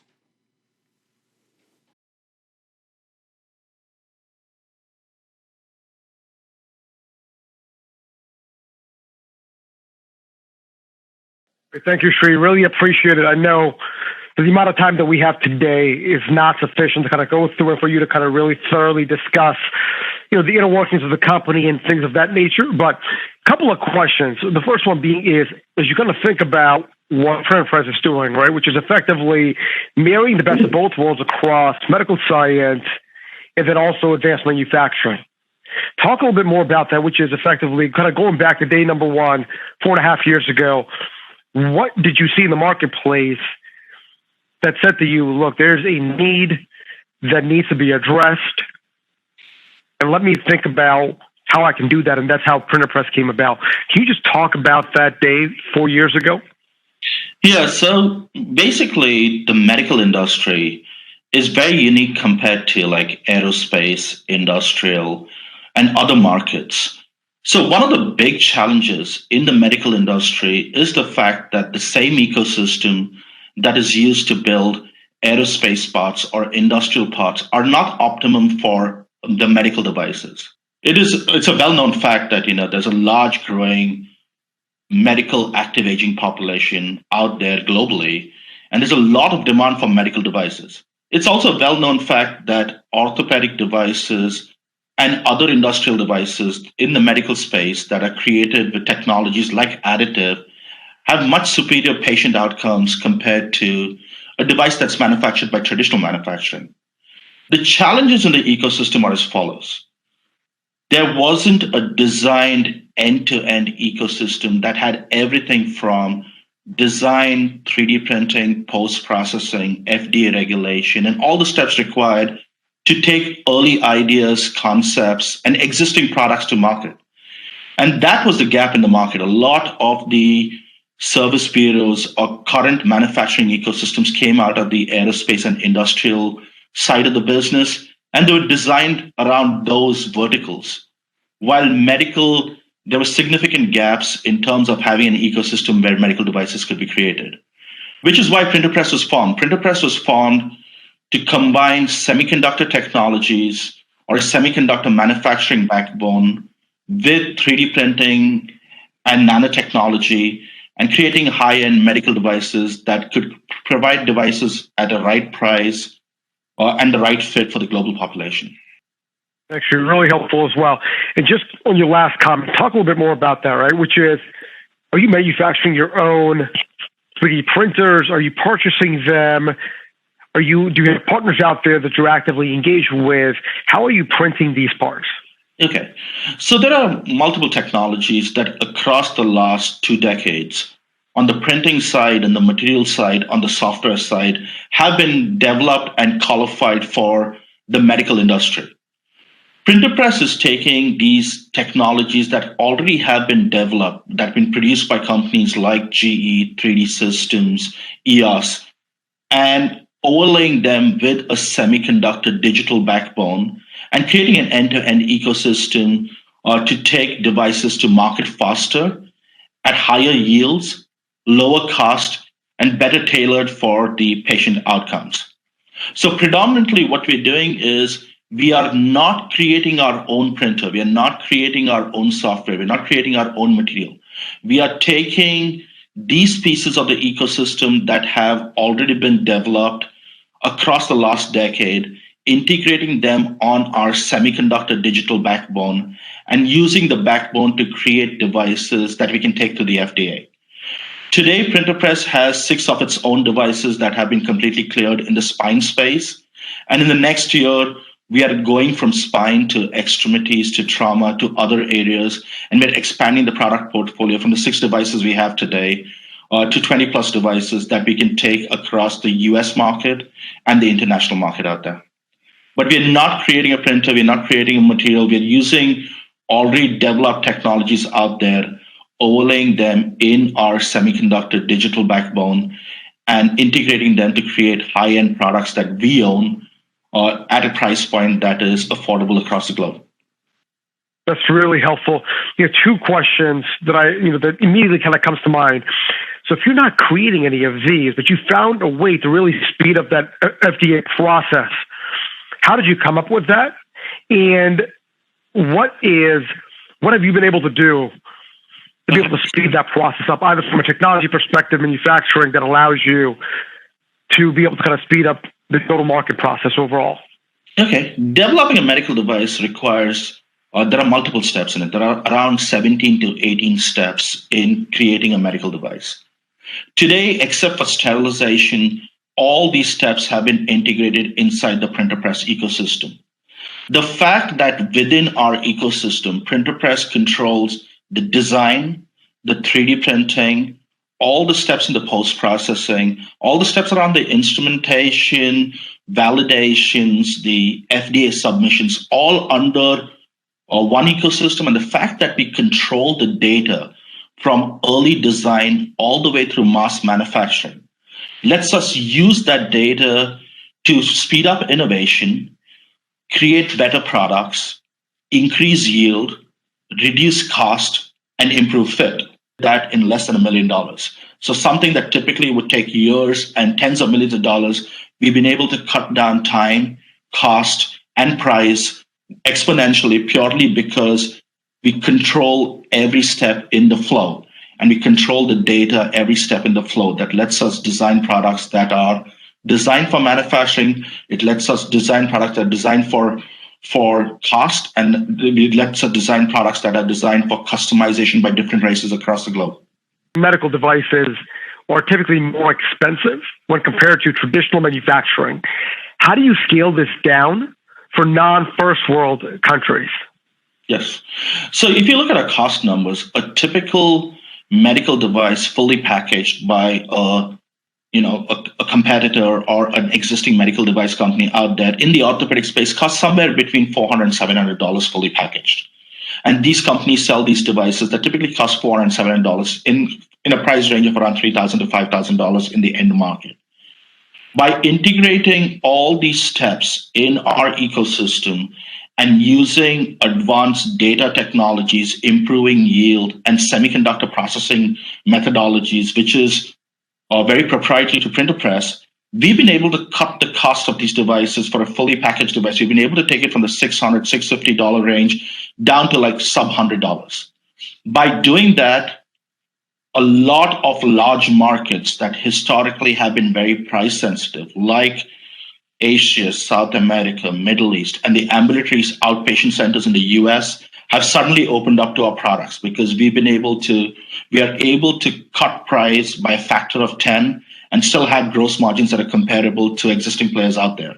So if you compare additive with traditional manufacturing in industries like aerospace, space, industrial, etc., because there are large parts, typically additive is more expensive than traditional manufacturing technologies. In our case, because a lot of the parts are smaller and we control every piece of the ecosystem and we've taken a lot of the middlemen out of the play, we can actually cut costs down using additive technologies where they are orders of magnitude lower than existing traditionally manufactured parts out there, which has effectively opened up a lot of blue ocean markets out there for us. Shri, thank you so much for taking the time today, going through the presentation, talking about the company, and then bearing through my questions as well. So really appreciate the time today, and we'll reconnect with you here soon. Thank you, Salik. All right, without further ado, I'd like to invite Adam Hopkins, founder and CEO of Uniformity Labs. And again, Adam, love to hear from you, the background as well about the company. And towards the back half of it, you and I will just kind of reconnect, and we'll go through a couple of questions as well. All right. Thanks, everyone. So thanks for the introduction, Salik. And my talk today is going to be about Uniformity Labs, pioneering material technology, enabling digital manufacturing with optimal resource efficiency. Bit of a mouthful, but I'll be able to explain it. So first, 2 seconds about Uniformity Labs. I'll talk more about us later, but we're a materials provider in the AM space and in the broader manufacturing community. So we provide advanced powders that span multiple printers, multiple print processing capabilities, as well as other technologies like metal injection molding and press and center. How do you process materials for cost effectiveness and for reliability? And we focus on enabling production, additive manufacturing at production scales, both from a cost perspective, again, and from a reliability perspective. So with respect to global manufacturing, say more about additive later. We all know there are upheavals in global manufacturing today, and supply chains and the like. And there are certain mega trends that have emerged to which additive manufacturing is generally aligned Lightweighting, of course, critical resource efficiency, using less material, powder instead of machining, which puts a lot of chip on floor. Distributed manufacturing is obvious. Novel materials are possible in AM, but have a way to go. And onshoring, to name a few.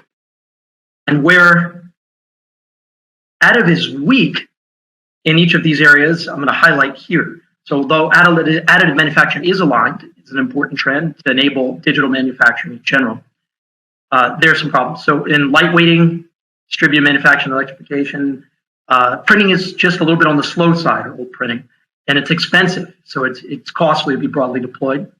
There are ways around that, as Shri was talking about a bit ago, but there are others like Uniformity who are working on those ways. Onshoring, so again, AM is aligned, but scale is hindered. It's expensive to manufacture in large factories in the US. You can't have distributed manufacturing in the US or in this hemisphere, this continent. But you have a lot of footprint if your machines don't produce that many parts relative to their scale. So, if you have a machine about the size of a car or a van, and it's only producing a few tons of finished parts per year, you need quite a number of machines to go to scale manufacturing, to go to hundreds of tons of output. And again, that's expensive. Green production. So AM replaces machining when it does. There's certainly less chip on floor. In the aerospace industry, AM's been adopted broadly or being adopted more broadly for these reasons, for small scale parts or small scale production. But compared to, say, casting, AM requires roughly twice the material. And the reason for this is the inefficiencies in powder production. When you produce powder in virtually any method, grinding, usually atomization for AM, higher quality metal, you only use maybe 40% or 50% of the particle sizes, and the other particle sizes have to go into different processes or have to be scrapped, and they're not premium. And for materials like titaniums and aluminums or tungstens that are critical resources, particularly those titaniums, tungstens or refractive metals, this is a problem, and it's a problem for cost as well, naturally. And it's sort of a hidden secret, right? So your 5-to-1 buy to fly doesn't really go to 1.2 to 1. It really goes to 2.5 to 1 because of these off sizes. So printing is a little bit more green in some cases, but sometimes it's less green because of this powder issue. Then novel materials. In theory, the use of powders as feedstock leaves the door wide open for a wide variety of metal alloys in various printing capacities.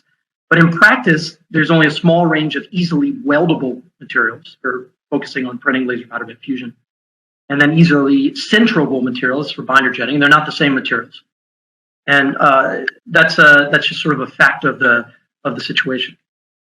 And I'll get back to that in a minute, how Uniformity addresses these issues. But okay, a little bit more about Uniformity. Unlocking AM's full potential. So Uniformity, we sell feedstock materials and engineering software. We address the feedstock questions and we address the software questions. We don't make a printer. We don't do everything, but we focus on some of the most critical aspects, and we work with partners for the others. So we have strong financial backing. So we announced a 40 million raise roughly at the end of late 2020, and broadly patented technology, a bunch of foundational patents across globally that allow us to enable our processing solutions and our material solutions effectively.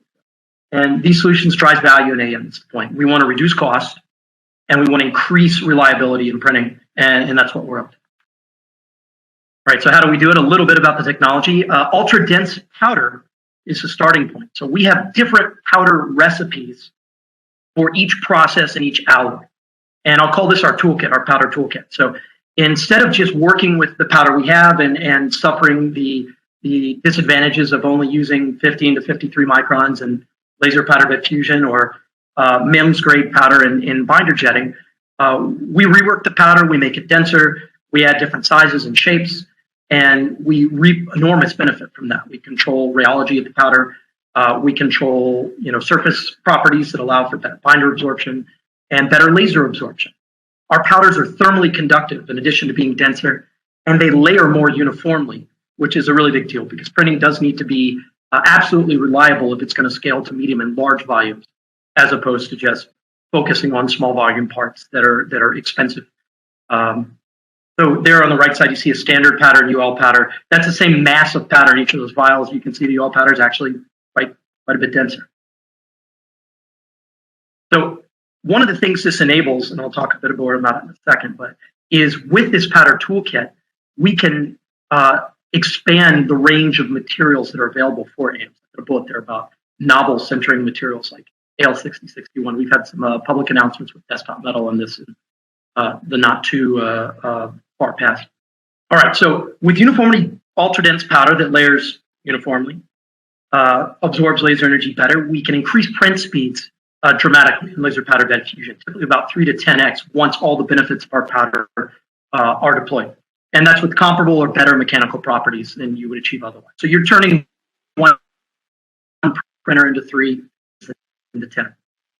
That's a vast improvement in customer ROI. And with respect to onshoring, it's a vast reduction in your factory size. This is also true on a bed. This is because parts shrink less when you have to start with. You shrink less linearly. That means you can fit more parts on the bed. You also get much better material properties out the back door. You're not getting 98% dense material. You're getting 99.5. You can reach the quality and reliability and mechanical properties that are achieved in casting, or even more so in machining in certain materials. Degree in production. So we use virtually all of the particles, all the off sizes, as well as the on sizes when we can produce our powder. And that means we get rid of this sort of sneaky back problem of powder production and create a true buy to fly of 1.2 to 1 by using the entire atomizer or ground or grinding distribution or mill distribution. This is even a bigger deal for materials you can't reatomize once they've been powderized or atomized, specifically powderized, like titaniums, tungstens. It works for aluminums as well. So this makes Uniformity quite a bit greener. It takes an enormous amount of energy to, in addition to being resource efficient, enormous amount of energy to smelt aluminum or to run the Goel process on titanium. And we roughly half that energy and use all that powder and apply it directly to the premium field of AM. The novel materials, just touched on this a minute ago, but this toolkit, it's denser powder, different sizes, shapes, controlling the powder allows us to do things that are previously thought to be, I don't want to say undoable specifically, but when you centered 6061 before, you either had Swiss cheese, or which is not usable as a property, or you had cracking, or you couldn't layer your material, and it was known to be very difficult to deploy simply because you couldn't layer it and center it. And, as our press releases have put forward, materials like 6061 and low oxygen Eli grade titanium, we can center these materials to absolute full density, full property. So we introduce, for example, in the binder jetting and centering space, in the MIM space, far less shrinkage, but also the ability to do medium scale parts, medium size, not just small, but also the ability to work with alloys that are otherwise unworkable. And AL6061, by the way, is the most machined alloy on the planet by a huge margin. So it's a big deal to be able to put into a binder jetting space. So a little bit about our history here, and I won't read through all these bullets. There's some fun items we've printed. Picture of our atomizer pouring molten metal. We actually atomize scrap, another comment on resource efficiency and green capability, and turn it into high quality powder ourselves, as well as mixing. We have pretty substantial capacity deployed now, about 2,000 tons per annum. Right now, last year we shipped about 30 tons. We're planning to ship about 150 tons this year. That's almost a certainty given pre-orders. So we're off to the races. We're in a rapid commercialization stage. We've grown from 12 to 35 people in the last year. We'll be looking to do a Series C round maybe in 6 to 12 months' time, and to continue this approach. Adam, really appreciate it. That was really insightful, really impactful as well. I think that last slide, just as I was looking at it from the employees, all the series work that you've been doing as well, this, I think, probably created 30 other questions for me in my mind. Unfortunately, we only have time to go through a few. So kind of why don't we dial it back to, say, well, let's just go back to 2012, 2011. You were at Princeton. You're working on the PhD. How did all that come together when you work on physical chemistry and this concept of uniformity labs? Why don't we start there? Sure. Yeah, that's I'll give you the shortest answer I can to possibly a long question. But I love advanced materials. I've worked in a multitude of advanced material startups and lead engineering as well as non-technical roles. And there was one of the things that I worked on while with Professor Tal Torquato at Princeton was dense packets. So I focused on structural optimization, broadly speaking. That could encompass, photonic integrated circuits or phononics like thermoelectrics or even earthquake mitigation devices. But this technology, after I left Princeton, we had patented a couple items that we were running through, but this technology was imminently commercializable, which I found to be important in the sense that it was not that expensive to deploy. It was in the classical regime instead of the quantum regime. So I went ahead and got together with some other folk, Olet Marani, Jeffrey Goel, and Sal. We founded the company to deploy this technology in additive manufacturing, and we've been developing it ever since. One of the other CEOs has said this earlier, which is materials. Right. So a couple of things that we hear about quite often here in the industry. One of them is the cost, the speed, and the materials. With that being said, you're looking at an industry that's been around for quite some time. As you were thinking about this, and you're still kind of working on this as well, how are you able to create a point of differentiation between you versus a crowded market? Someone else that kind of comes in, they don't know how one technology differs from the other. How are you able to kind of create that point of differentiation? Sure. So with respect to our capability, it's platform. So it can be deployed on multiple platforms. We're not a siloed company focusing on one material, and a few of the players in AM are in that world. They're heavily chemistry focused. They've changed some alloy composition. That's a long road to success. What we said is we're going to go after the existing materials, and we're just going to improve them and take that capability and deploy it. And then show the customers the benefits. So we took our dense powder technology, we discerned its benefits, we improved it, we applied it to the technologies that made the most sense in AM, and now we're deploying it from that broad-based perspective. So it's we want to be an all alloy shop. So not maybe not every single one, but we're not going to just apply one item to the stage. Instead, we want to be a major player. As a broad company, and that is different. We also apply our engineering knowledge. It's important to know how to process your material, as you hinted at. So we do spend a lot of the time. We have a lot of engineers and PhDs who work on the processing as well as on the development of the materials themselves. And coupling those two things together gives us an advantage. There are a few people or a few companies that have done both and really focused on it, seeing how to make the most.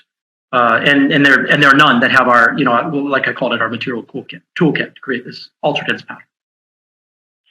Perfect. And then if I could add maybe one or two more questions as well. I'd like to be cognizant of the time, but as you think about building out the overall employee base or the skill sets that they have, what are you doing that's a little bit differently from the folks that you're hiring and their IT IQ versus what you're seeing across the competition as well, right? So before you answer, the way I'm kind of thinking about it is the way that the industry used to be for manufacturing, let's just go back 20, 30 years, right? Because additive manufacturing is not new, but back then the skills that were needed to become successful and commercialize a lot of these products is a little bit different today. Right? And then how do you layer that with the technology and the concept of supply chain issues and onshoring? How do you build all of that to have that bulletproof athletes that are working for you? Yeah, and so addressing the later question, we don't do it all, right? We don't make a printer, for example, and we're not specific application focused. We have partners who are. Who know what they're doing, and that's important to us. So what we focus on is making sure we serve those channels in this limited framework. The ability it's limited, but it's the most important one in our mind. And providing the material suitably with a supply chain that's bulletproof. We can use different powders from different suppliers. We don't have to use our own. And this is actually fantastic. If we have problems geopolitically, for example, with one material, we can move to a different supplier. There are many that work in the same, and we can provide, therefore, this type of benefit specific to this powder need and to this processing. Does that answer the question? It does, definitely. And then one last, if I could, Adam, You talked about closing out Series B. You're embarking on Series C, potentially calling over the next 12, 18 months. But so with all that capital, what can we expect from you next? Sure. So rapid growth is the current story. We're certainly going to have some other new materials coming to bear. So it's that's our business, right? And I think that's just the quick answer, the best way to answer. You'll see more of us. Perfect. Adam, thank you so much. We really appreciate you answering the question, spending time and kind of telling us about Uniformity Labs today. So thank you once again. My pleasure. All right, without further ado, I'd like to invite the co-founder and president of Holo, and it's Arian, and I apologize, Arian, if I get your last name incorrect, but Aghababaie, and please correct me because I know I didn't say that correctly. No, you did a great job. You did a great job there. You're overly kind, by the way. So thank you for being here today. Thank you very much, Tali. Let me just share my screen.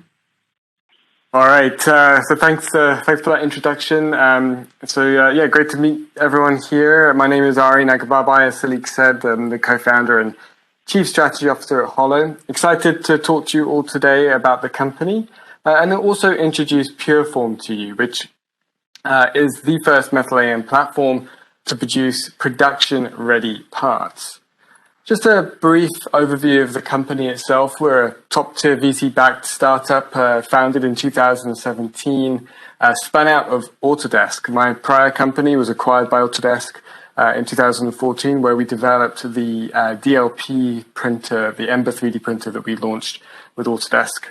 And we're backed by VCs such as Lightspeed Ventures, Prelude Ventures, and with strategic investment from Lam Research. And the company was founded to lower the barriers of adoption of metal additive. And we've done that in two important ways. Firstly, we've developed Pureform, which I'll talk to you about today, which is our high-resolution, high-throughput metal AM platform. But we leverage our own technology to service our customers and produce parts for them.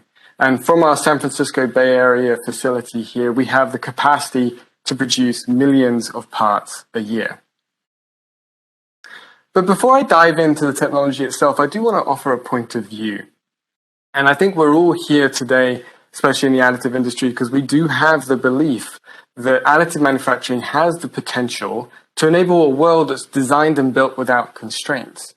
But it is also true that we exist within a paradigm where the equipment is still expensive, it requires deep process knowledge to operate, and I think as someone mentioned earlier, parts will generally require secondary operations, which is where the vast majority of this cost lies in these parts. In summary, these parts are not production ready. And for widespread adoption, AM does need to match the quality and cost structure, the economics of traditional manufacturing, whilst also enabling the design freedom of additive manufacturing. And that is what Holo was founded to do. And let me show you how we do that. And it starts off with our Pureform process. And the way to look at the screen is really in two halves. On the front end, we have our proprietary platform, which is based on bound metal lithographic printing. And on the back end, we're using standard metal injection molding sintering technology. And if you're not familiar with MIM, just have a look at your iPhone. 7 components within your iPhone is made using MIM. It is a technology that is capable of producing billions of parts a year. But if we just go to the left-hand side of the screen here, what I wanted to point out is two key aspects. Firstly, that we have engineered our own liquid photopolymer resin, and this resin acts as a platform that allows us to print practically any material that can be powderized and sintered. And then we print those in the printers of our own design. These are projector-based systems, which are orders of magnitude lower cost than the prevailing metal additive printers out there. But perhaps more importantly, we're able to leverage projectors to produce multiple parts, anything from 1 to hundreds of parts, simultaneously in a build by exposing 2 million pixels in one go, achieving very high resolution parts, but at very high throughputs. And we're currently working on our next gen system, which will have the capability of producing up to 3,000 cubic centimeters an hour. And the result there is this high fidelity green part that you can see in the middle, which then goes on to be debound and sintered in a traditional method injection molding fashion. And the net result of our capabilities then is kind of shown on this graphic here. And on the x-axis, what I'm showing is feature size capabilities, and on the y-axis, the part volume capabilities. And Pureform is able to traverse a very wide spread of high-resolution parts, all the way from prototype volume, 1Z, 2Zs, up to the hundreds of thousands of components a year, rivaling those kind of entry-level method injection molding type volumes. And not only that, as I alluded to earlier, we do also have a very wide spectrum of materials that we're able to produce. And that is based by and large on the fact that we have a very highly engineered binder system. This is core to our IP as a company, which allows us to produce parts that maintain the bulk properties of the metals or materials that we're printing with. And as I mentioned, it is a platform technology that allows us to produce a wide range of materials, from anything from pure copper, which is where we started as a company. And as most people know, it's a very hard material to produce in additive, all the way through to alloys such as stainless steel, nickel superalloys, and even ceramics on the same printing platform. And the net result of all of that are parts which are very high fidelity, high resolution with fine features and high accuracy, holding tolerances on the order of plus or minus 25 microns, but also very low surface roughness and high quality parts that do not require any secondary operations. And so the parts that you can see here on the screen are examples of ones that we've been servicing customers in the semiconductor industry, HPC cooling, as well as RF, where not only are we producing traditional geometries, but we're imbuing performance with the design freedom that additive offers, such as that cooling plate on the left-hand side of the screen. But also in the medical, dental, industrial, and the scientific equipment industry, we're able to produce parts that come straight out of the furnace and have features such as functional threads down to M1.4, which is a 200 micron pitch, or surface roughness there on the order of 1 micron RA and 50 micron sharp features for biopsy forceps. And so, in summary, as I mentioned at the top of this presentation, the point of view that we have as a company is that we must be able to maintain or at least match the quality of traditional manufacturing and the cost structure of traditional manufacturing in order to attract a wide range of customers. But we also need to then be able to offer up the design freedom that additive manufacturing offers. And we've done that by maintaining the bulk properties of the materials that we print with. We are producing parts with unrivaled resolution and surface finish without the need for secondary operations, which allows us to hit the cost structures required and produce at the throughput needed in order to achieve volume production with additive manufacturing. And to tie it all the way back and to my founding vision of the company, to lower the barriers of adoption for additive manufacturing.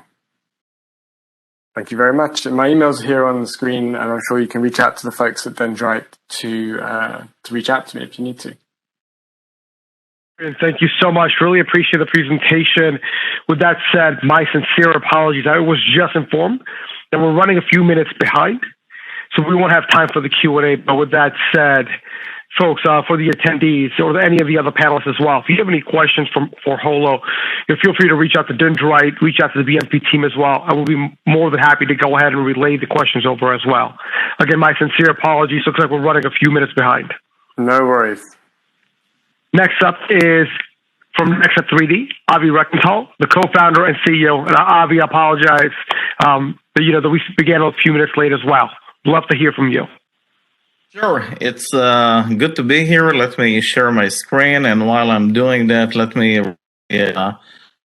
offer my congratulations to Arian from what I just saw. A very impressive presentation. We'll cut to the chase. So Nexa is all about digitizing supply chain. And doing it sustainably. We founded the company about 5.5 years ago.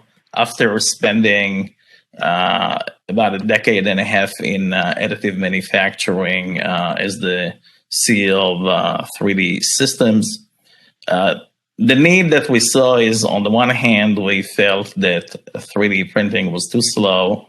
We also felt that it was too expensive and not suitable for volume production. And we felt that supply chain was really complex, brittle, and polluting. So we developed a printer that's at orders of magnitude faster, with an open material platform that enables really opening of the aperture for higher functional polymers. We have more than 50 patents, and we're extremely well funded. And the good news is we've been on a tear. We finished the last few years with very high revenue momentum, and I'm happy to say it's continuing this year. We fundamentally have two technologies. We have a photoplastics technology that is LCD light engine based and can print material at a rate of about 8 liters per hour, which is pretty high. And we have a powder bed thermoplastic technology that also can convert and sinter polyamide powders and higher temperature powders at about the same rate. So fundamental to our value proposition is up to about 20x productivity at much larger build volumes. And the good news is we enjoy quite a bit of traction already across the markets that we're targeting, the usual markets that you might expect from a company of our profile.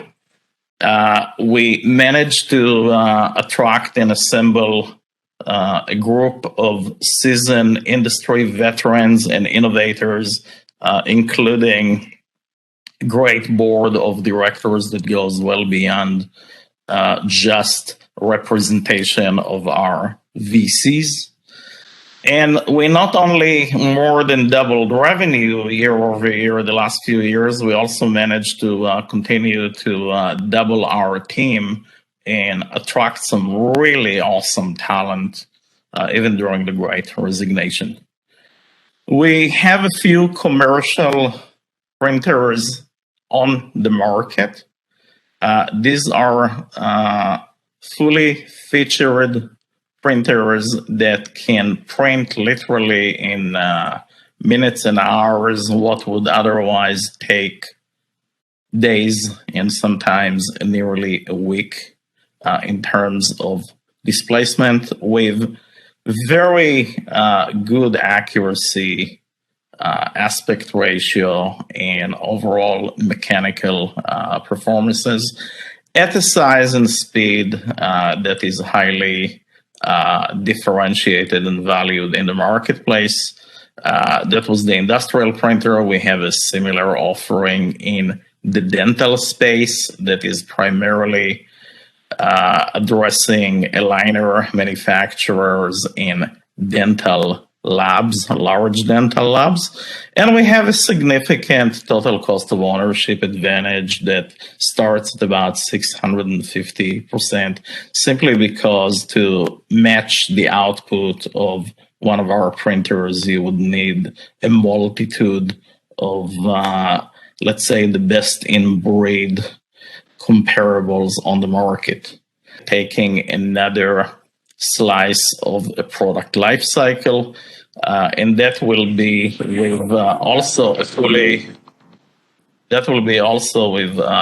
featured industrial strength printer that could literally put in your hands functional materials that you can design with and scale to production in a matter of minutes. We think that that's another very large addressable market. And here again, we believe that we have a significant productivity and total cost of ownership advantage by virtue of our unique light engine technology.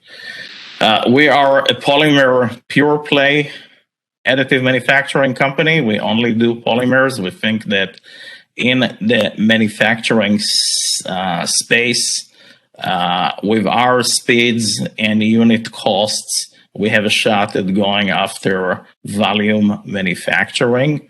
And within that, we target basically the usual verticals that you might expect. We have customer successes in 5 continents, with hundreds of successful installations. We have a global footprint. There isn't a week that goes by that Nexa is not represented or featured through channel partners or ourselves around the world. And we're pretty excited about our growth. This is a high growth and earnings model, which is comprised of hardware, consumable, and software subscriptions, which we expect over the next few years to equal to about 50% of revenue from recurring and over 50% of gross profit margin. We have a very robust printer and material roadmap, with the 3 on the left already in commercial status and the 3 on the right coming over the next 8 to 10 weeks. And we feel that we have a significant productivity and technology mode advantage that takes us well into the future. We have a very strong management team. We are continuing to develop now a next generation of polymers, and we have done a great deal through partnerships and collaborations because we think that together everyone wins more. So, for us, COVID has been a good season. The validation of how broken and brittle supply chain we feel is a catalyst for what we do. And personally, 19 years into this, all I can tell you is that there's never been a better time to be in additive, except maybe next year. Avi, I appreciate that, especially how you ended it.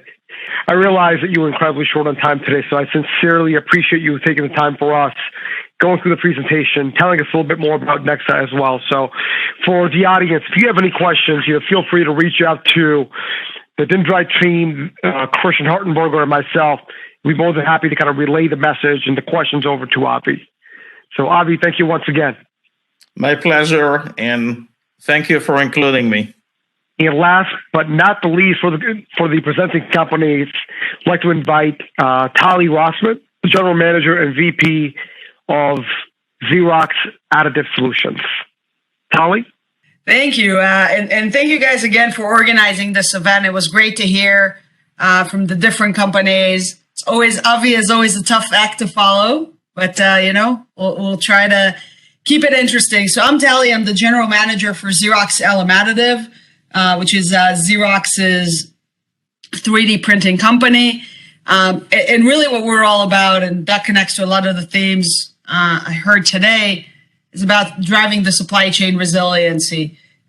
We believe that by enabling distributed manufacturing, Lou from Fast Radius was talking before, the microfactory, we believe that the combination of that with the digital warehousing software is the key to supply chain resiliency, which is becoming all the buzz today in investment markets. And, for years, supply chains have been really optimized for cost reduction.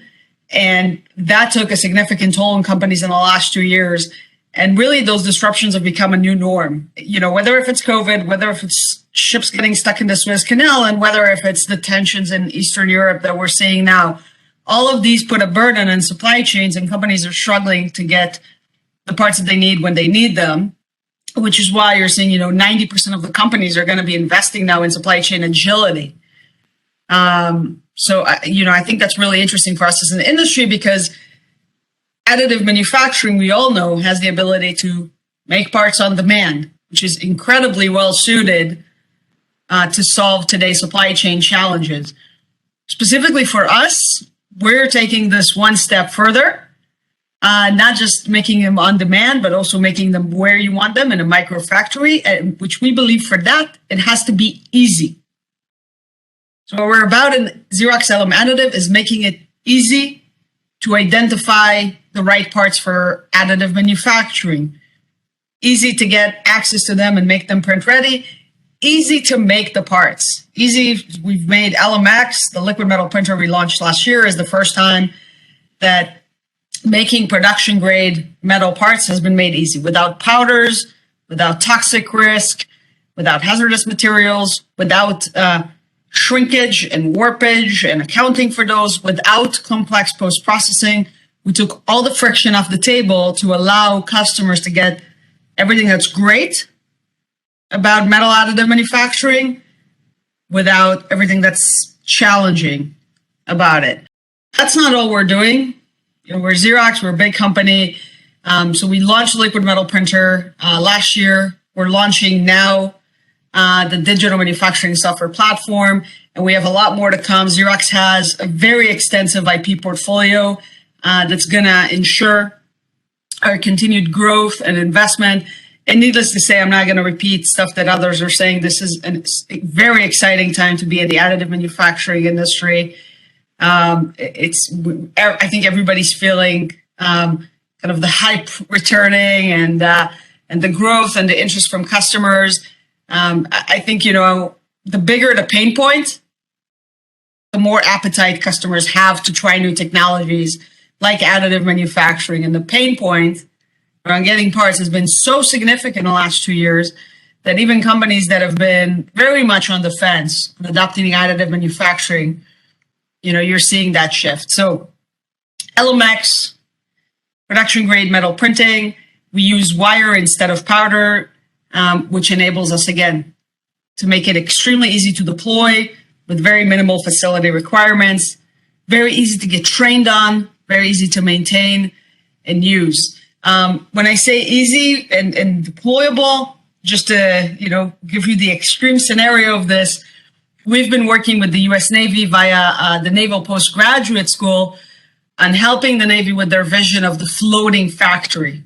So really taking the microfactory to the extreme by having 3D printers on ships, making parts on demand in the middle of the ocean. So far we have a printer on land with the Naval Postgraduate School, but now we're actually gearing up later this year to put a printer on a ship and live up to this vision. And, certainly if we can do it at sea, we can do it at land and enable true agility into the supply chain. We're now taking this one step further. We're launching our digital manufacturing software platform. This is, first of all, completely technology agnostic, not just for LMX. It has all the different printers and technologies, part of Infusion, BinderJet, SLS, SLA, everything that's common in this industry. And essentially it has two parts, the repository, which is kind of the digital warehousing, if you will, and the advisor, which kind of tells you, can I print it? Should I print it? So in the repository, it's like a OneDrive, but for all your parts files, we also have the option to help you populate it. If you only have drawings, we can convert them, et cetera, et cetera. There's different levels of collaboration there, parts that only you can see, parts that everybody can see, and a very intuitive UI for ease of use and for ease of collaboration. For every part that you upload, we'll tell you two things. Can I print it? Should I print it? Can I print it? What is, just from a manufacturability perspective, parking costs aside for a second, what is the best way to make the part? Best material properties, that is. You can tinker with the scenarios, you can tinker with the material properties, and we look across the gamut of 3D printing technologies there are in the market to tell you what is the best way to make the part from a properties perspective or the properties that you seek. You can actually kind of limit it instead of saying, show me all the different technologies under the sun, show me only the ones I have in-house. So essentially tell me with the equipment I have in-house, can I make this part? The second piece is, should I print it? So what is the economic analysis versus traditional manufacturing? So this is extremely, extremely powerful because today one of the challenges, and we heard this theme throughout the day, is building the business case to move to additive manufacturing. Well, we've made it kind of an instantaneous business case to identify those sweet spots for additive manufacturing in your operation. So again, Xerox LM Additive is all about enabling the supply chain resiliency with the easiest to use production grade metal printer, an easy to use end-to-end workflow software. We already got customers, we're already selling, we're out there, and we have a very strong IP portfolio that positions us for future growth. We're headquartered in Cary, North Carolina. We actually have a pretty nice visitor center. So now that COVID seems to be winding down and travels are back, we're happy to have people over. So feel free to connect with me on LinkedIn or otherwise, and we're happy to host you. Thanks, Tali. Really do appreciate you taking the time and talking about the company and all the great things that you guys are doing. Gals also are doing when it comes to additive solutions. So with that said, I apologize again because we're running behind and we're behind on the panel discussion.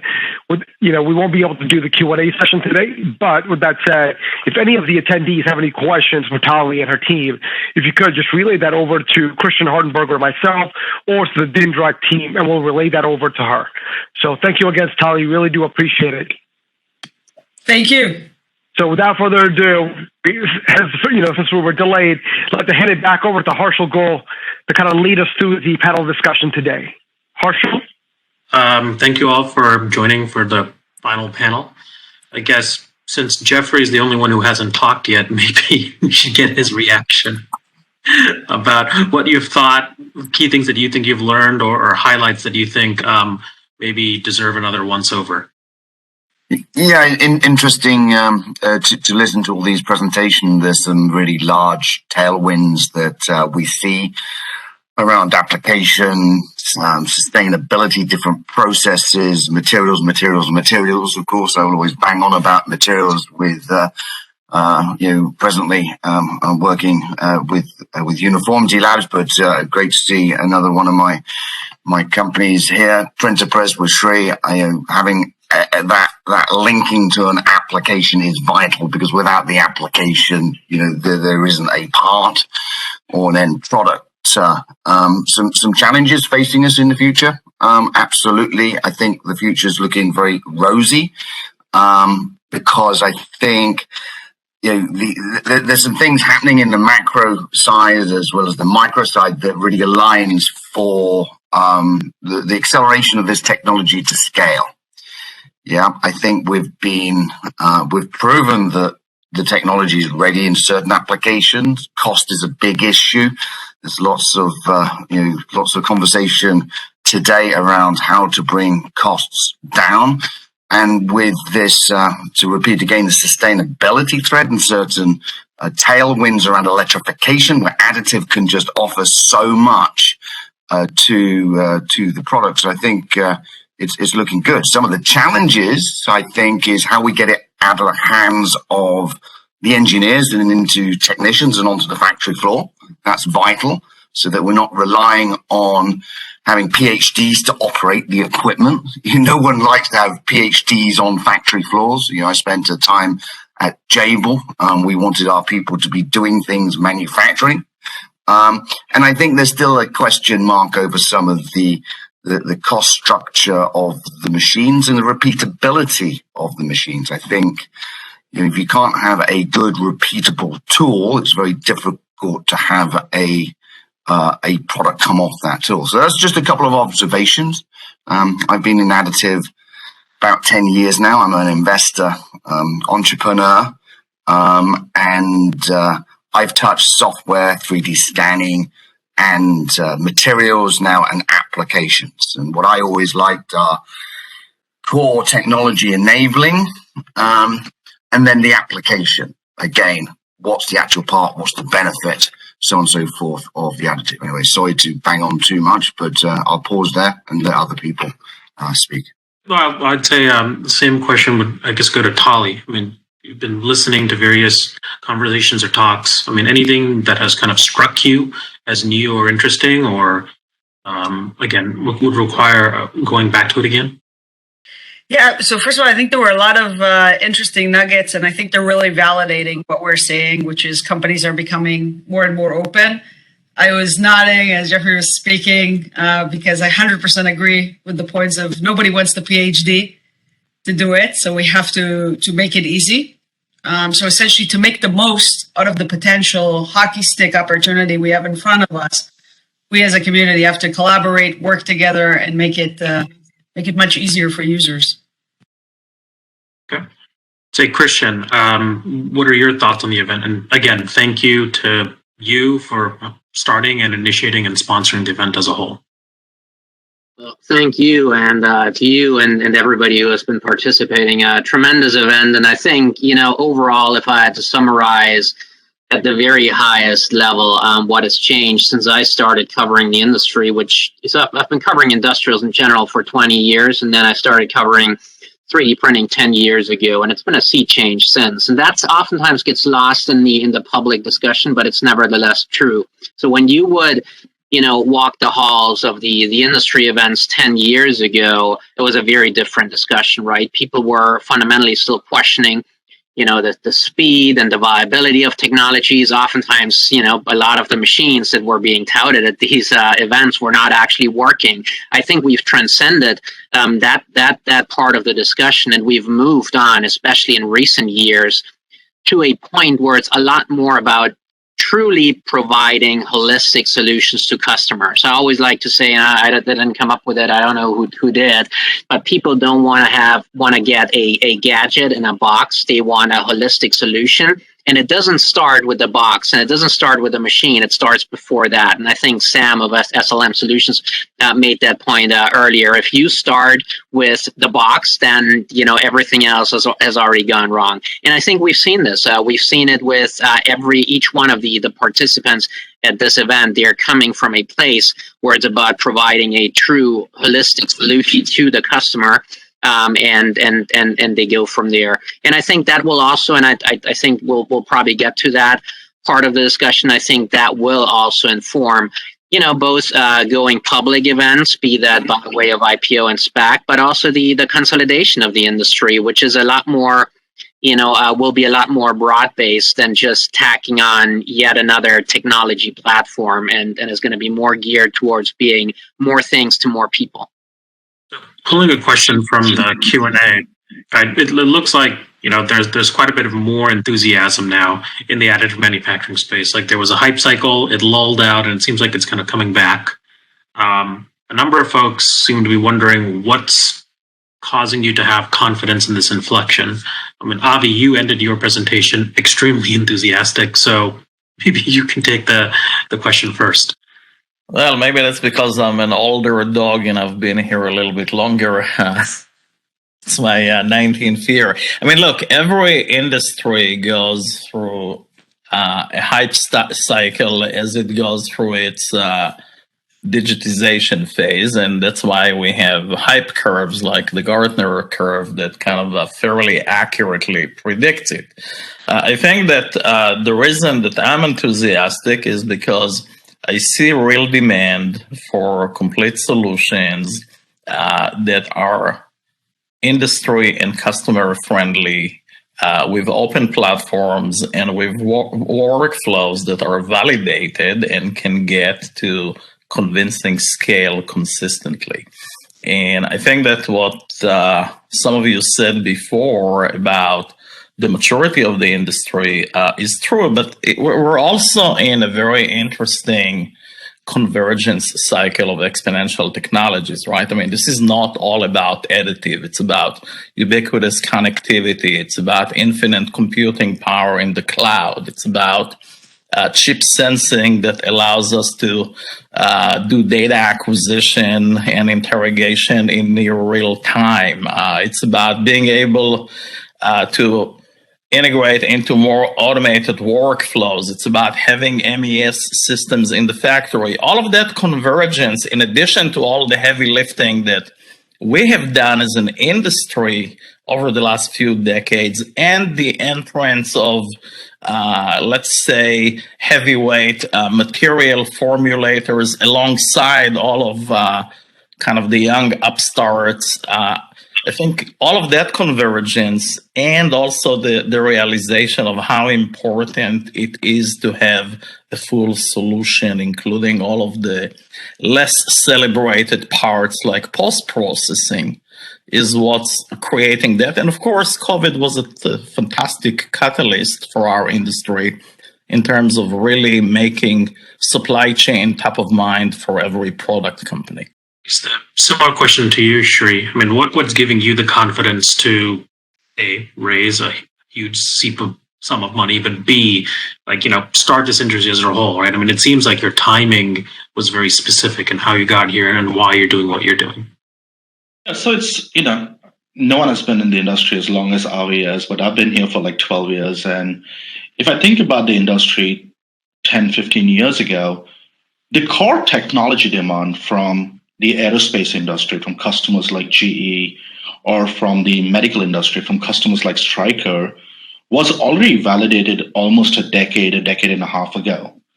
The challenges were that all the pieces in the ecosystem, the printer, the material, the software, wasn't ready during the first hype cycle, or it wasn't completely evolved in the first hype cycle.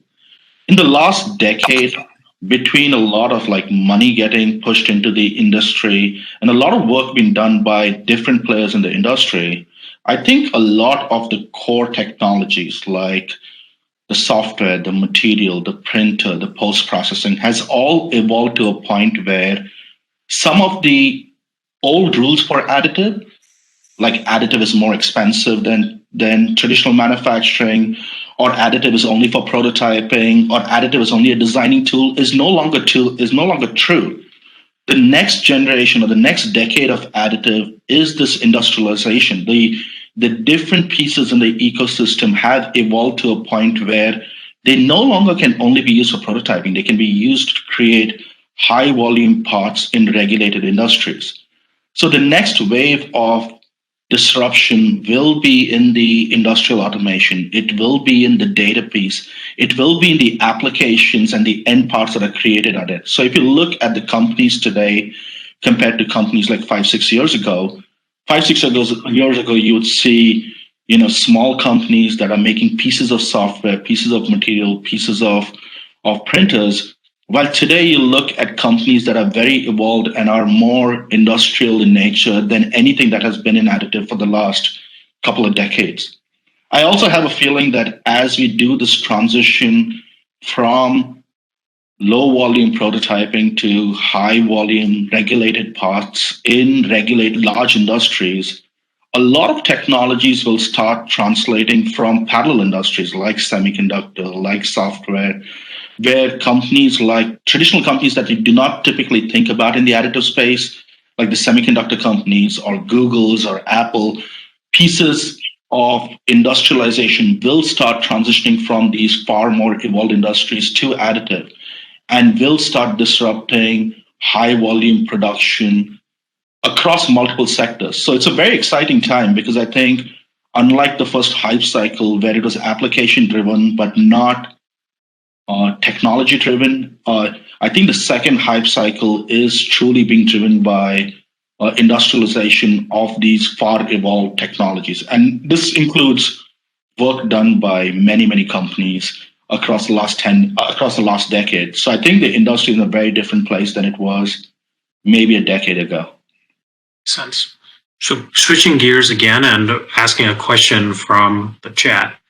Right. There are a number of pieces of CAD, finite element, simulation, topology optimization software out there. And, some of them do or do not, adequately address DFAM or design for additive manufacturing needs. What are your opinions on this type of software? And do you believe it's actually a bottleneck? I mean, if you look at some others, like, for example, Benny from Velo, he wants to eliminate all DFAM software altogether by making the machine just better.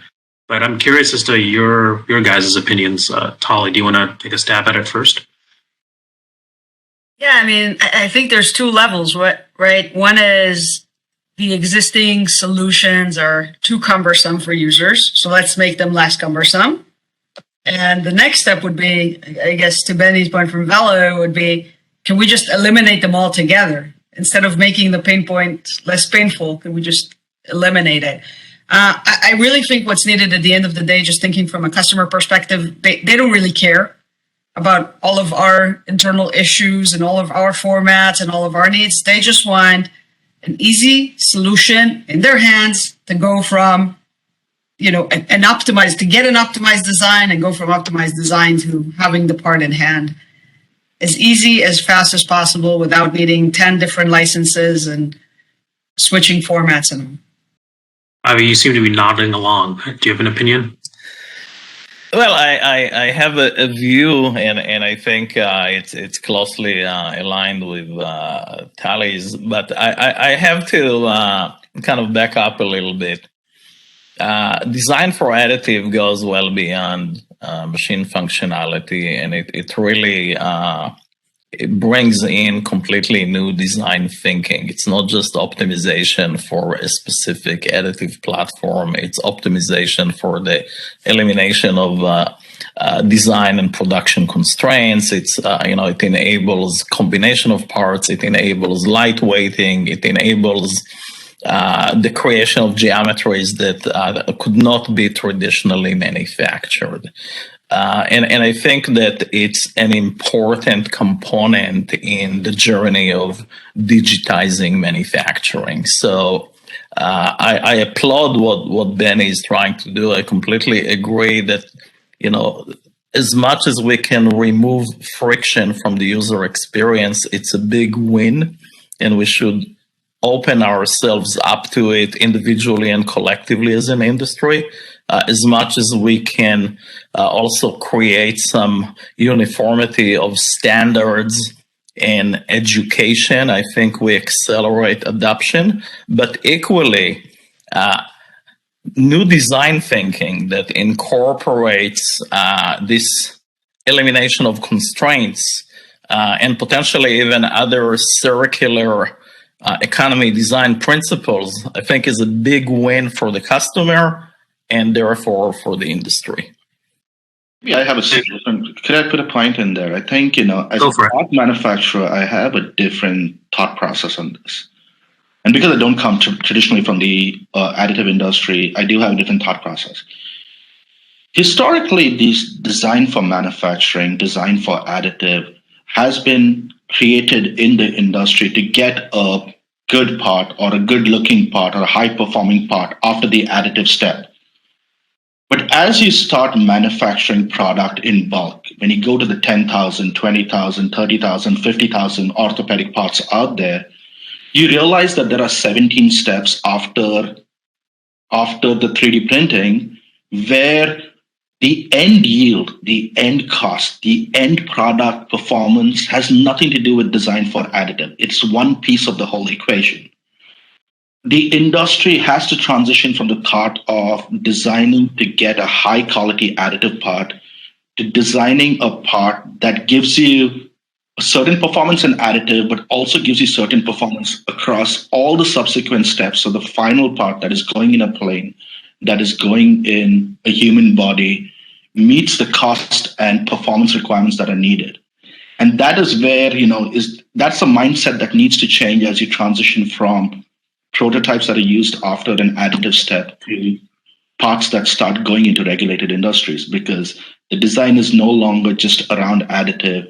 It's around additive plus all the subsequent steps after that, which includes sterilization, packaging, testing, everything else. So, as we have evolved in our thought process, as we started transitioning into high volume manufacturing, our design rules, our design ecosystem, our design software in our internal ecosystem has evolved predominantly driven by data on end yields, end product, end performance, and they're no longer just focused on the additive. And I think that's a transition that every evolved industry will have to do. as we go from prototyping to manufacturing. Jeffrey, do you have a comment on this? Klaus had in the beginning of the conference mentioned that the things that he was the most excited about were these multi-material prints. Yet, I mean, designing for one machine and one process, or designing to meet one engineering objective is hard enough. Designing for new materials or multi-materials is sort of an exponential increase in difficulty, or it's kind of the Wild West from a software standpoint. Do you have any thoughts about this from that standpoint? So certainly from a design standpoint, and that always interlinks with the materials and the application, because what we want to try and avoid when any engineering designer is sat down coming up with a concept is have to worry about getting it through the process. Yeah, and also they don't want to have to worry about the material properties of the outcome. They want to work within the guidelines. And I've full disclosure, NetFab, which was a 3D printing software company acquired by Autodesk. I ran that in the US 7 or 8 years ago, and from that early experience of the software design aspect, and then spending some time in manufacturing as well for the last 5 years, what my observations are, the design engineers have the tools already they use today. Yeah. And what you don't want to necessarily do is force down tools down their neck that they're not familiar with. It's like me with Word and Excel. Yeah. If you want to have faster adoption, you integrate into the tool and workflow, as well as the MES system, which is another big. You extend design software into software generally. Don't try and push something onto a big customer that's already doing it in a particular way. Otherwise, you're going to just have resistance. So that's my view on the software. To accelerate additive in these places, you got to use the tools that they're used to. I think from both a design and manufacturing standpoint, I think you can aid them with additional tools, absolutely, but that's just going to take more education. With regard to multi-material, absolutely everyone wants that. Who doesn't? But again, you've got to have it you've got to be able to qualify that process and ensure the mechanics are repeatable. Otherwise, it's not a manufacturing process. It's a prototyping tool. So that's my observation on those two components. So then maybe switching gears then to kind of a more financial or investors centric conversation. We talked about M&A earlier, right? Avi, you've acquired yourself a number of companies over the years, right? How do you see the M&A landscape evolving over the next 2 to 3 years, and how much more consolidation do you expect?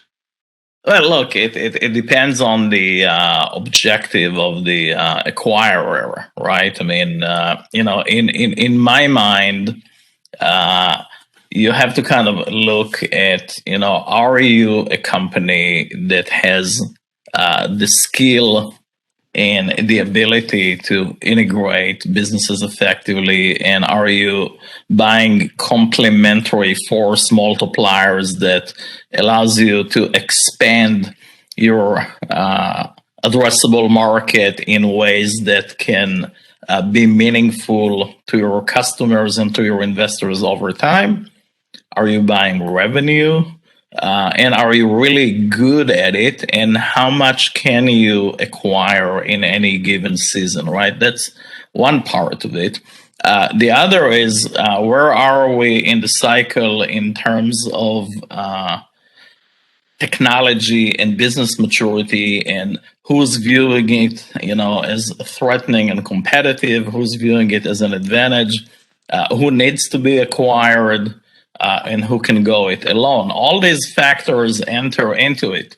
Another way to look at it is to ask yourself, can industry, even at its inflection point now, support so many players in certain segments of the market, and will it sustain itself, or will there be some self-selection?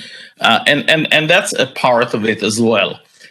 For companies that get into a certain scale and have the access to market, have the channels, and can access customers and markets more easily than companies that only are in the technology stage, oftentimes an acquisition makes sense. But you have to be very deliberate and very focused, and you have to kind of know how to do it and how to integrate it and not get ahead of yourself. Really, I think the market would welcome and needs is additive on an M&A front getting involved in non-additive.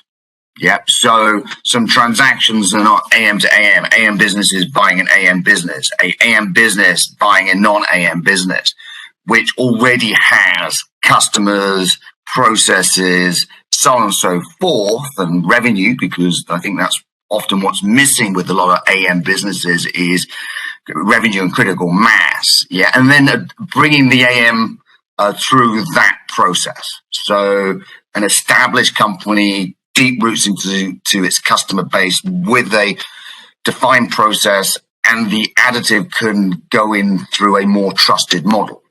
Classic example, if we're 3D printing material company perhaps, and maybe we go and buy non-AM material companies, or in a medical implant, you go and buy non-AM implant companies, and so on and so forth. So I think those sorts of strategies are going to be interesting, because there's a lot of pressure on revenue growth, both and it doesn't have to always be additive. Additive will come, it takes time, it's growing fast, but we all know that investors are not necessarily patient, and investors punish management teams, and they punish those companies who don't deliver on their revenue forecast and promises. Because I agree with you. I think to call a spade, we all know most companies in our industry are not yet profitable. Mm-hmm. They're the big ones. We're publicly traded. You can see most of them are losing money, which means most of them are going to need to be raising money next year, 2 years. And I think the capital markets, even though our industry is growing and on the up and up, capital markets are going into more of a bearish mode. And I think fundraising is going to be harder in 2022 than it was in 2021, which I think will push some of the smaller players into consolidation. So I think we're going to be seeing more of that. If I may just offer up a point here, and I concur with everything that's been said, but I think in addition to that, there are a few hurdles that were in existence, 5 years ago, that have been removed and will open the spigots for new M&A. And I think one of those, is the fact that industry, consolidation from inside the industry for the longest time was not possible, because a lot of the companies in the industry, the pure plays, did not really have the firepower nor the attention or the luxury of paying attention to M&A that was needed. That has that hurdle has certainly been removed. You've seen this with both established 3D printing companies that have been public players for a long time, and publicly listed companies, and you've seen it obviously with the rise of SPACs that are very generous sometimes in using both their cash and their public market currency to deploy that towards M&A. I think it's the worst kept secret in the industry that consolidation is long overdue. You have a massive amount of R&D and SG&A and other redundancies between companies that are inefficiencies, right? And these inefficiencies should be removed. The other thing I will say here is that larger companies that got involved in M&A a few years ago, it was a mixed bag, right? And I think for that reason, a lot of them, stayed away for some time. And I sense that is something, that sentiment is sort of a shift as well. And the last thing I will say here is 10 years ago, a lot of people thought that M&A was a good idea, right? And building broader portfolios with more capabilities was a good idea. There was a time when people had concluded that was wrong. I personally do not believe that was actually wrong. Timing sometimes plays a role, right? And those people who actually had this idea of consolidating the industry were actually not wrong. They were in many ways ahead of time. And that we've seen that in other industries. And unfortunately, the reality is that the so-called, if you want to call it Me Too's, that sort of embark on the same strategy just 5 or 10 years later, sometimes they are the successful ones.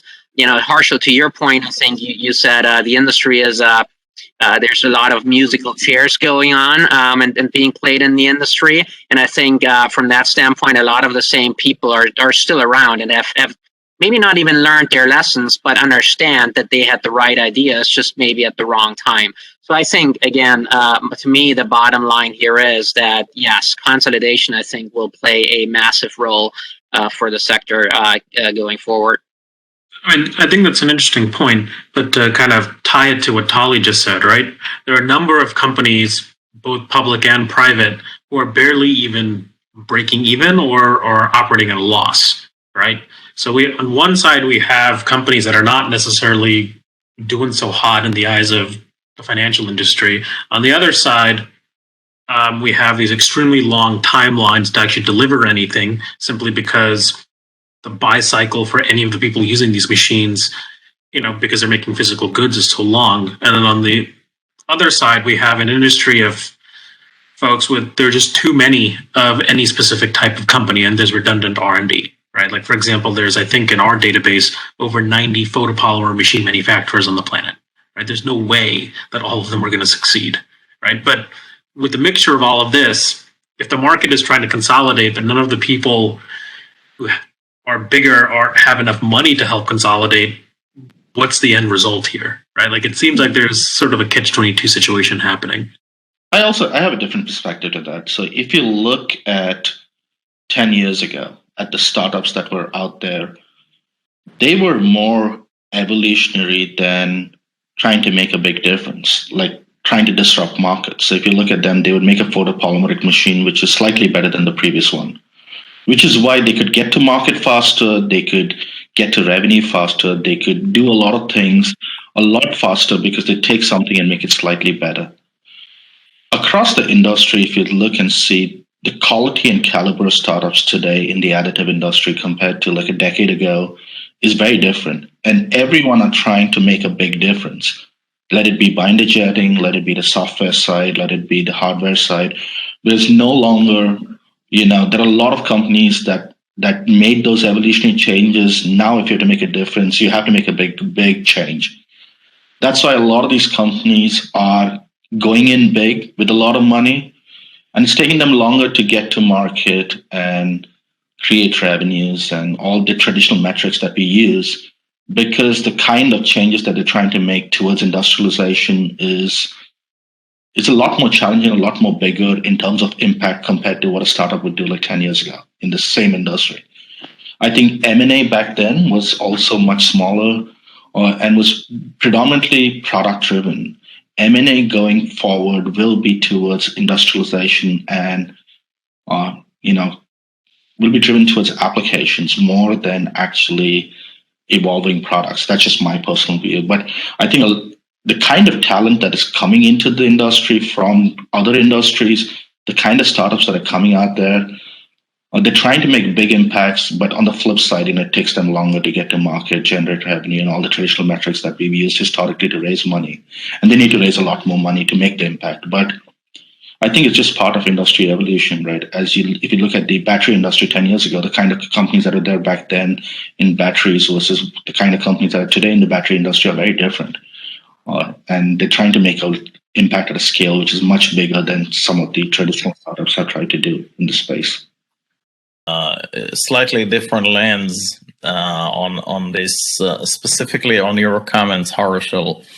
The world doesn't need 90 photopolymer companies, and reshuffling the deck and changing the ownership of these 90 companies that you have in your database is not going to alter their trajectory. There might be 5 or 6 really valuable technologies and assets within that in the right hands, their potential could be unleashed and there could be a big win.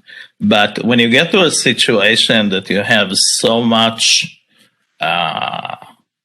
crowding in certain spaces, M&A doesn't solve, all the problems. And some of these will sadly self-extinguish because of what I'm saying.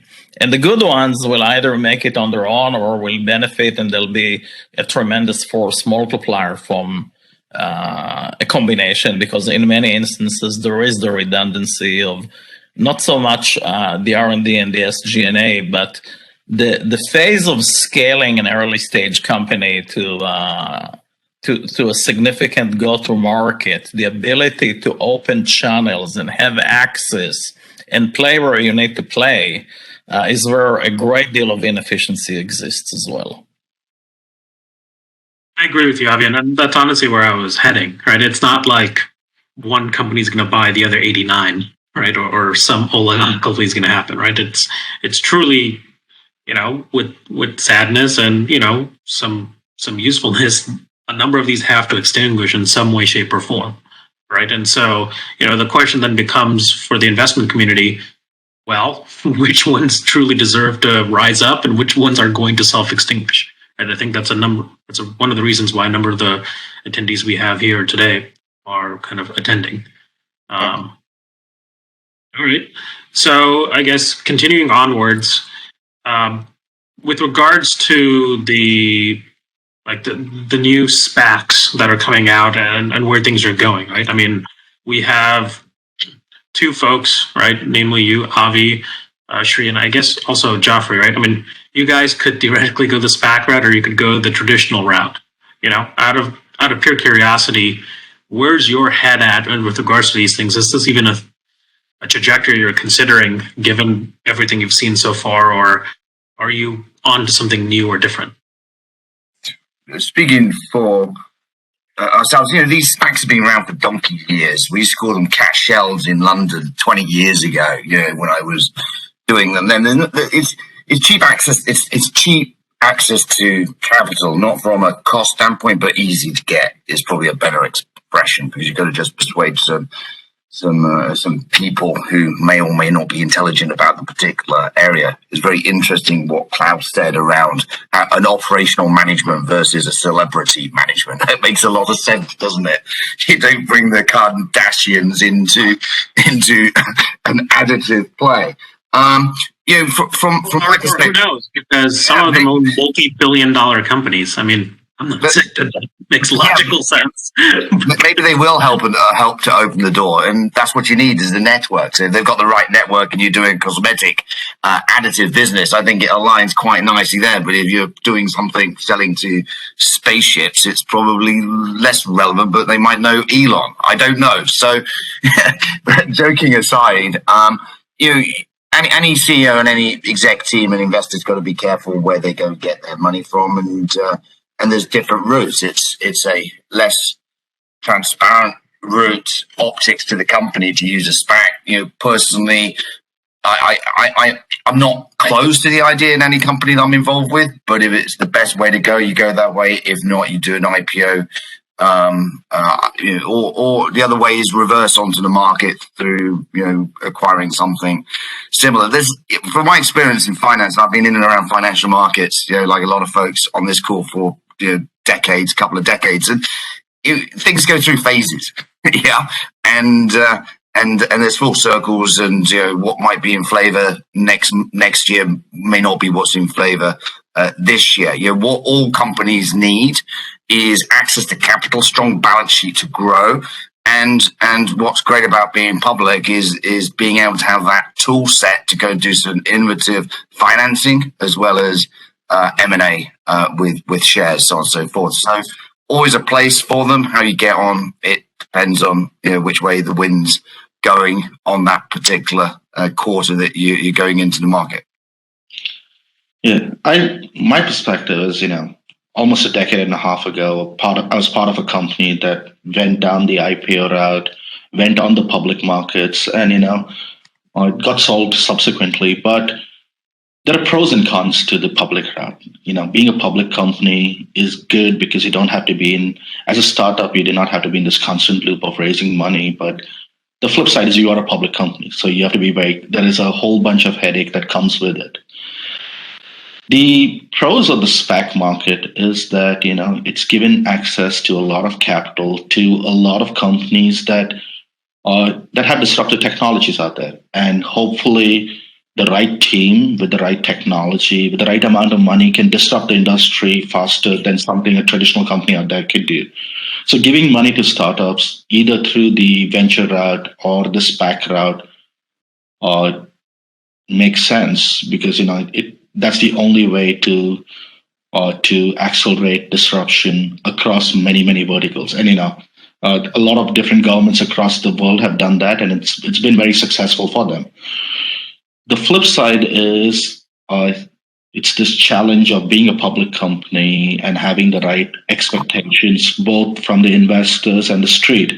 So I think there's a fine balance out there on when you go IPO versus when you raise investor money, how much money you raise on an IPO, and what they expect, as long as the expectations are set correctly. And I think, that is where, like Jeffrey said, SPACs have been around for a long time and they're not going away. I just think, they will, we've seen a hype cycle, and there will be a mode where there will be a little more control around how we project, how much money we raise. And, it may not be a $2 billion valuation, but, it may be a valuation that gives you enough capital to disrupt the industry, right? And everything tends to balance itself out. And, I think companies, the question is not, is it good or bad? The question is, when is the right time to raise money through these different channels, and how mature are companies to be in the private markets or to be in the public markets? And I don't think there's any right answer to it. It's purely dependent from company to company and where they are in their growth and evolution cycle and how much capital they need. Yeah, let me offer a slightly different view here. First, you need to be ready to be public. How you get public, depends on what's available, and there is in essence a cost penalty to doing it one way or the other, from a SPAC to doing a traditional IPO. But first and foremost, you have to be ready, both in terms of your scalability and sustainability and ability to print good quarters, once you go public. And we will see more of it in the coming seasons as, a few more companies in our space will go public. And, we will also have the benefit of seeing what happened to the new class of publicly traded companies that became public largely via SPAC mergers, but not solely via SPAC mergers, and you begin to see kind of a tale of two cities, right? I mean, companies that were ready and earned the right to be public will kind of ride with the public equities cycles, and whatever happens, in those cycles, they'll be within plus or minus, something depending on their unique position. Companies that are not ready have already experienced significant compression in their valuations, and they probably did it because at that point in time, it was the best liquidity event for them to do. So they did it. They got the liquidity event. They got some cash. If you look at redemption rates now in SPACs, they're kind of in the 90s. When this journey started for Additive, it was in single digit.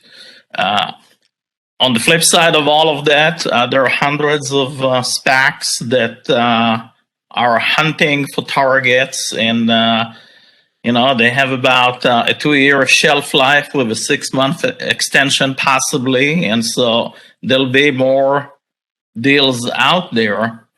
But at the end of the day, the name of the game for good companies is not to get to that liquidity event, but what to do, with access to public equity once you have it. In other words, you don't make the mark when you do this. The more meaningful part of your journey just begins. And having been on both sides, that I can tell you from experience, because I think in my journey, I did more than 40 earnings calls, so I got to experience it, to its fullest extent. Yeah. To add to what Avi just said, which I think is very, very, very important here.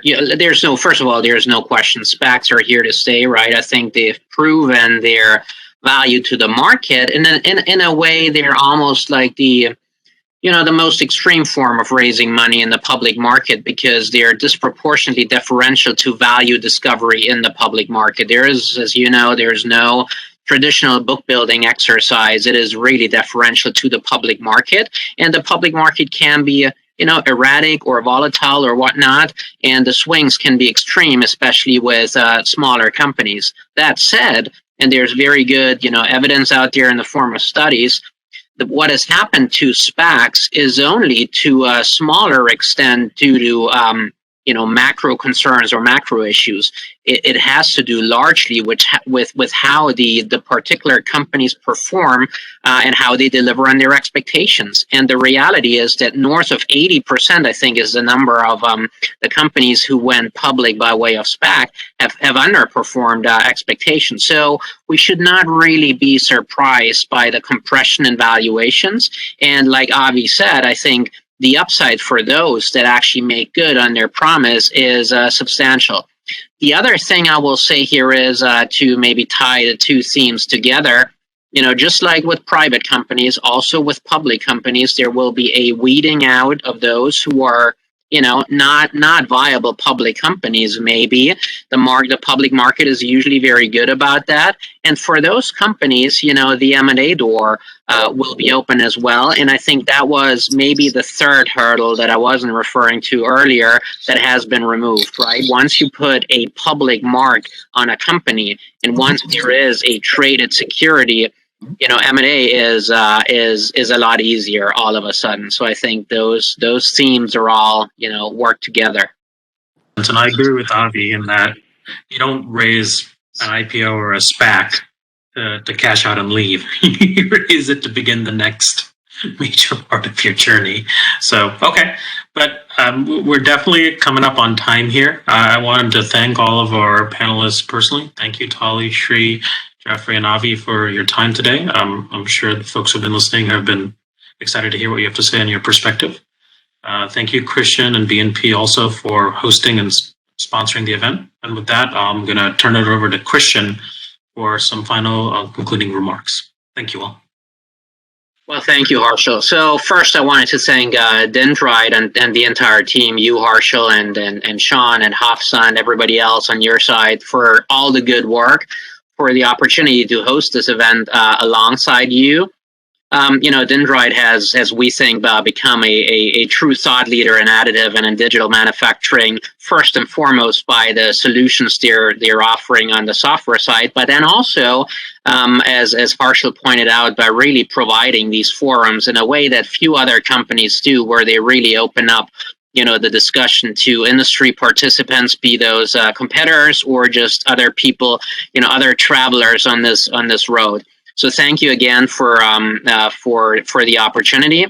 I think we heard today from a wide range of companies across the spectrum of digital manufacturing activities. I have myself been covering the additive manufacturing industry for over a decade now, and the developments that have been unfolding over the past 2 to 3 years are truly a revolution within a revolution. Advanced manufacturing has evolved from a hardware-centric to a solutions concept, which is a hallmark really of successful commercial ideas across the board in history, or at least in manufacturing. Companies are not trying anymore to sell you a box. They listen, they learn, they provide solutions to your problems, and we've hopefully all been able to witness that today. As that revolution within a revolution continues, we will see the promise of additive and digital manufacturing being fulfilled. All things take time, and I think we're at the precipice of that trend. BNP Paribas prides itself, that is actually our motto, of being the bank for tomorrow. And there is, in my view, no sector that epitomizes this quest more than advanced manufacturing. So we're proud and excited to support companies that create sustainable manufacturing solutions for tomorrow's world. And again, thank you everybody for the hard work and for your time. And with that, we conclude this session.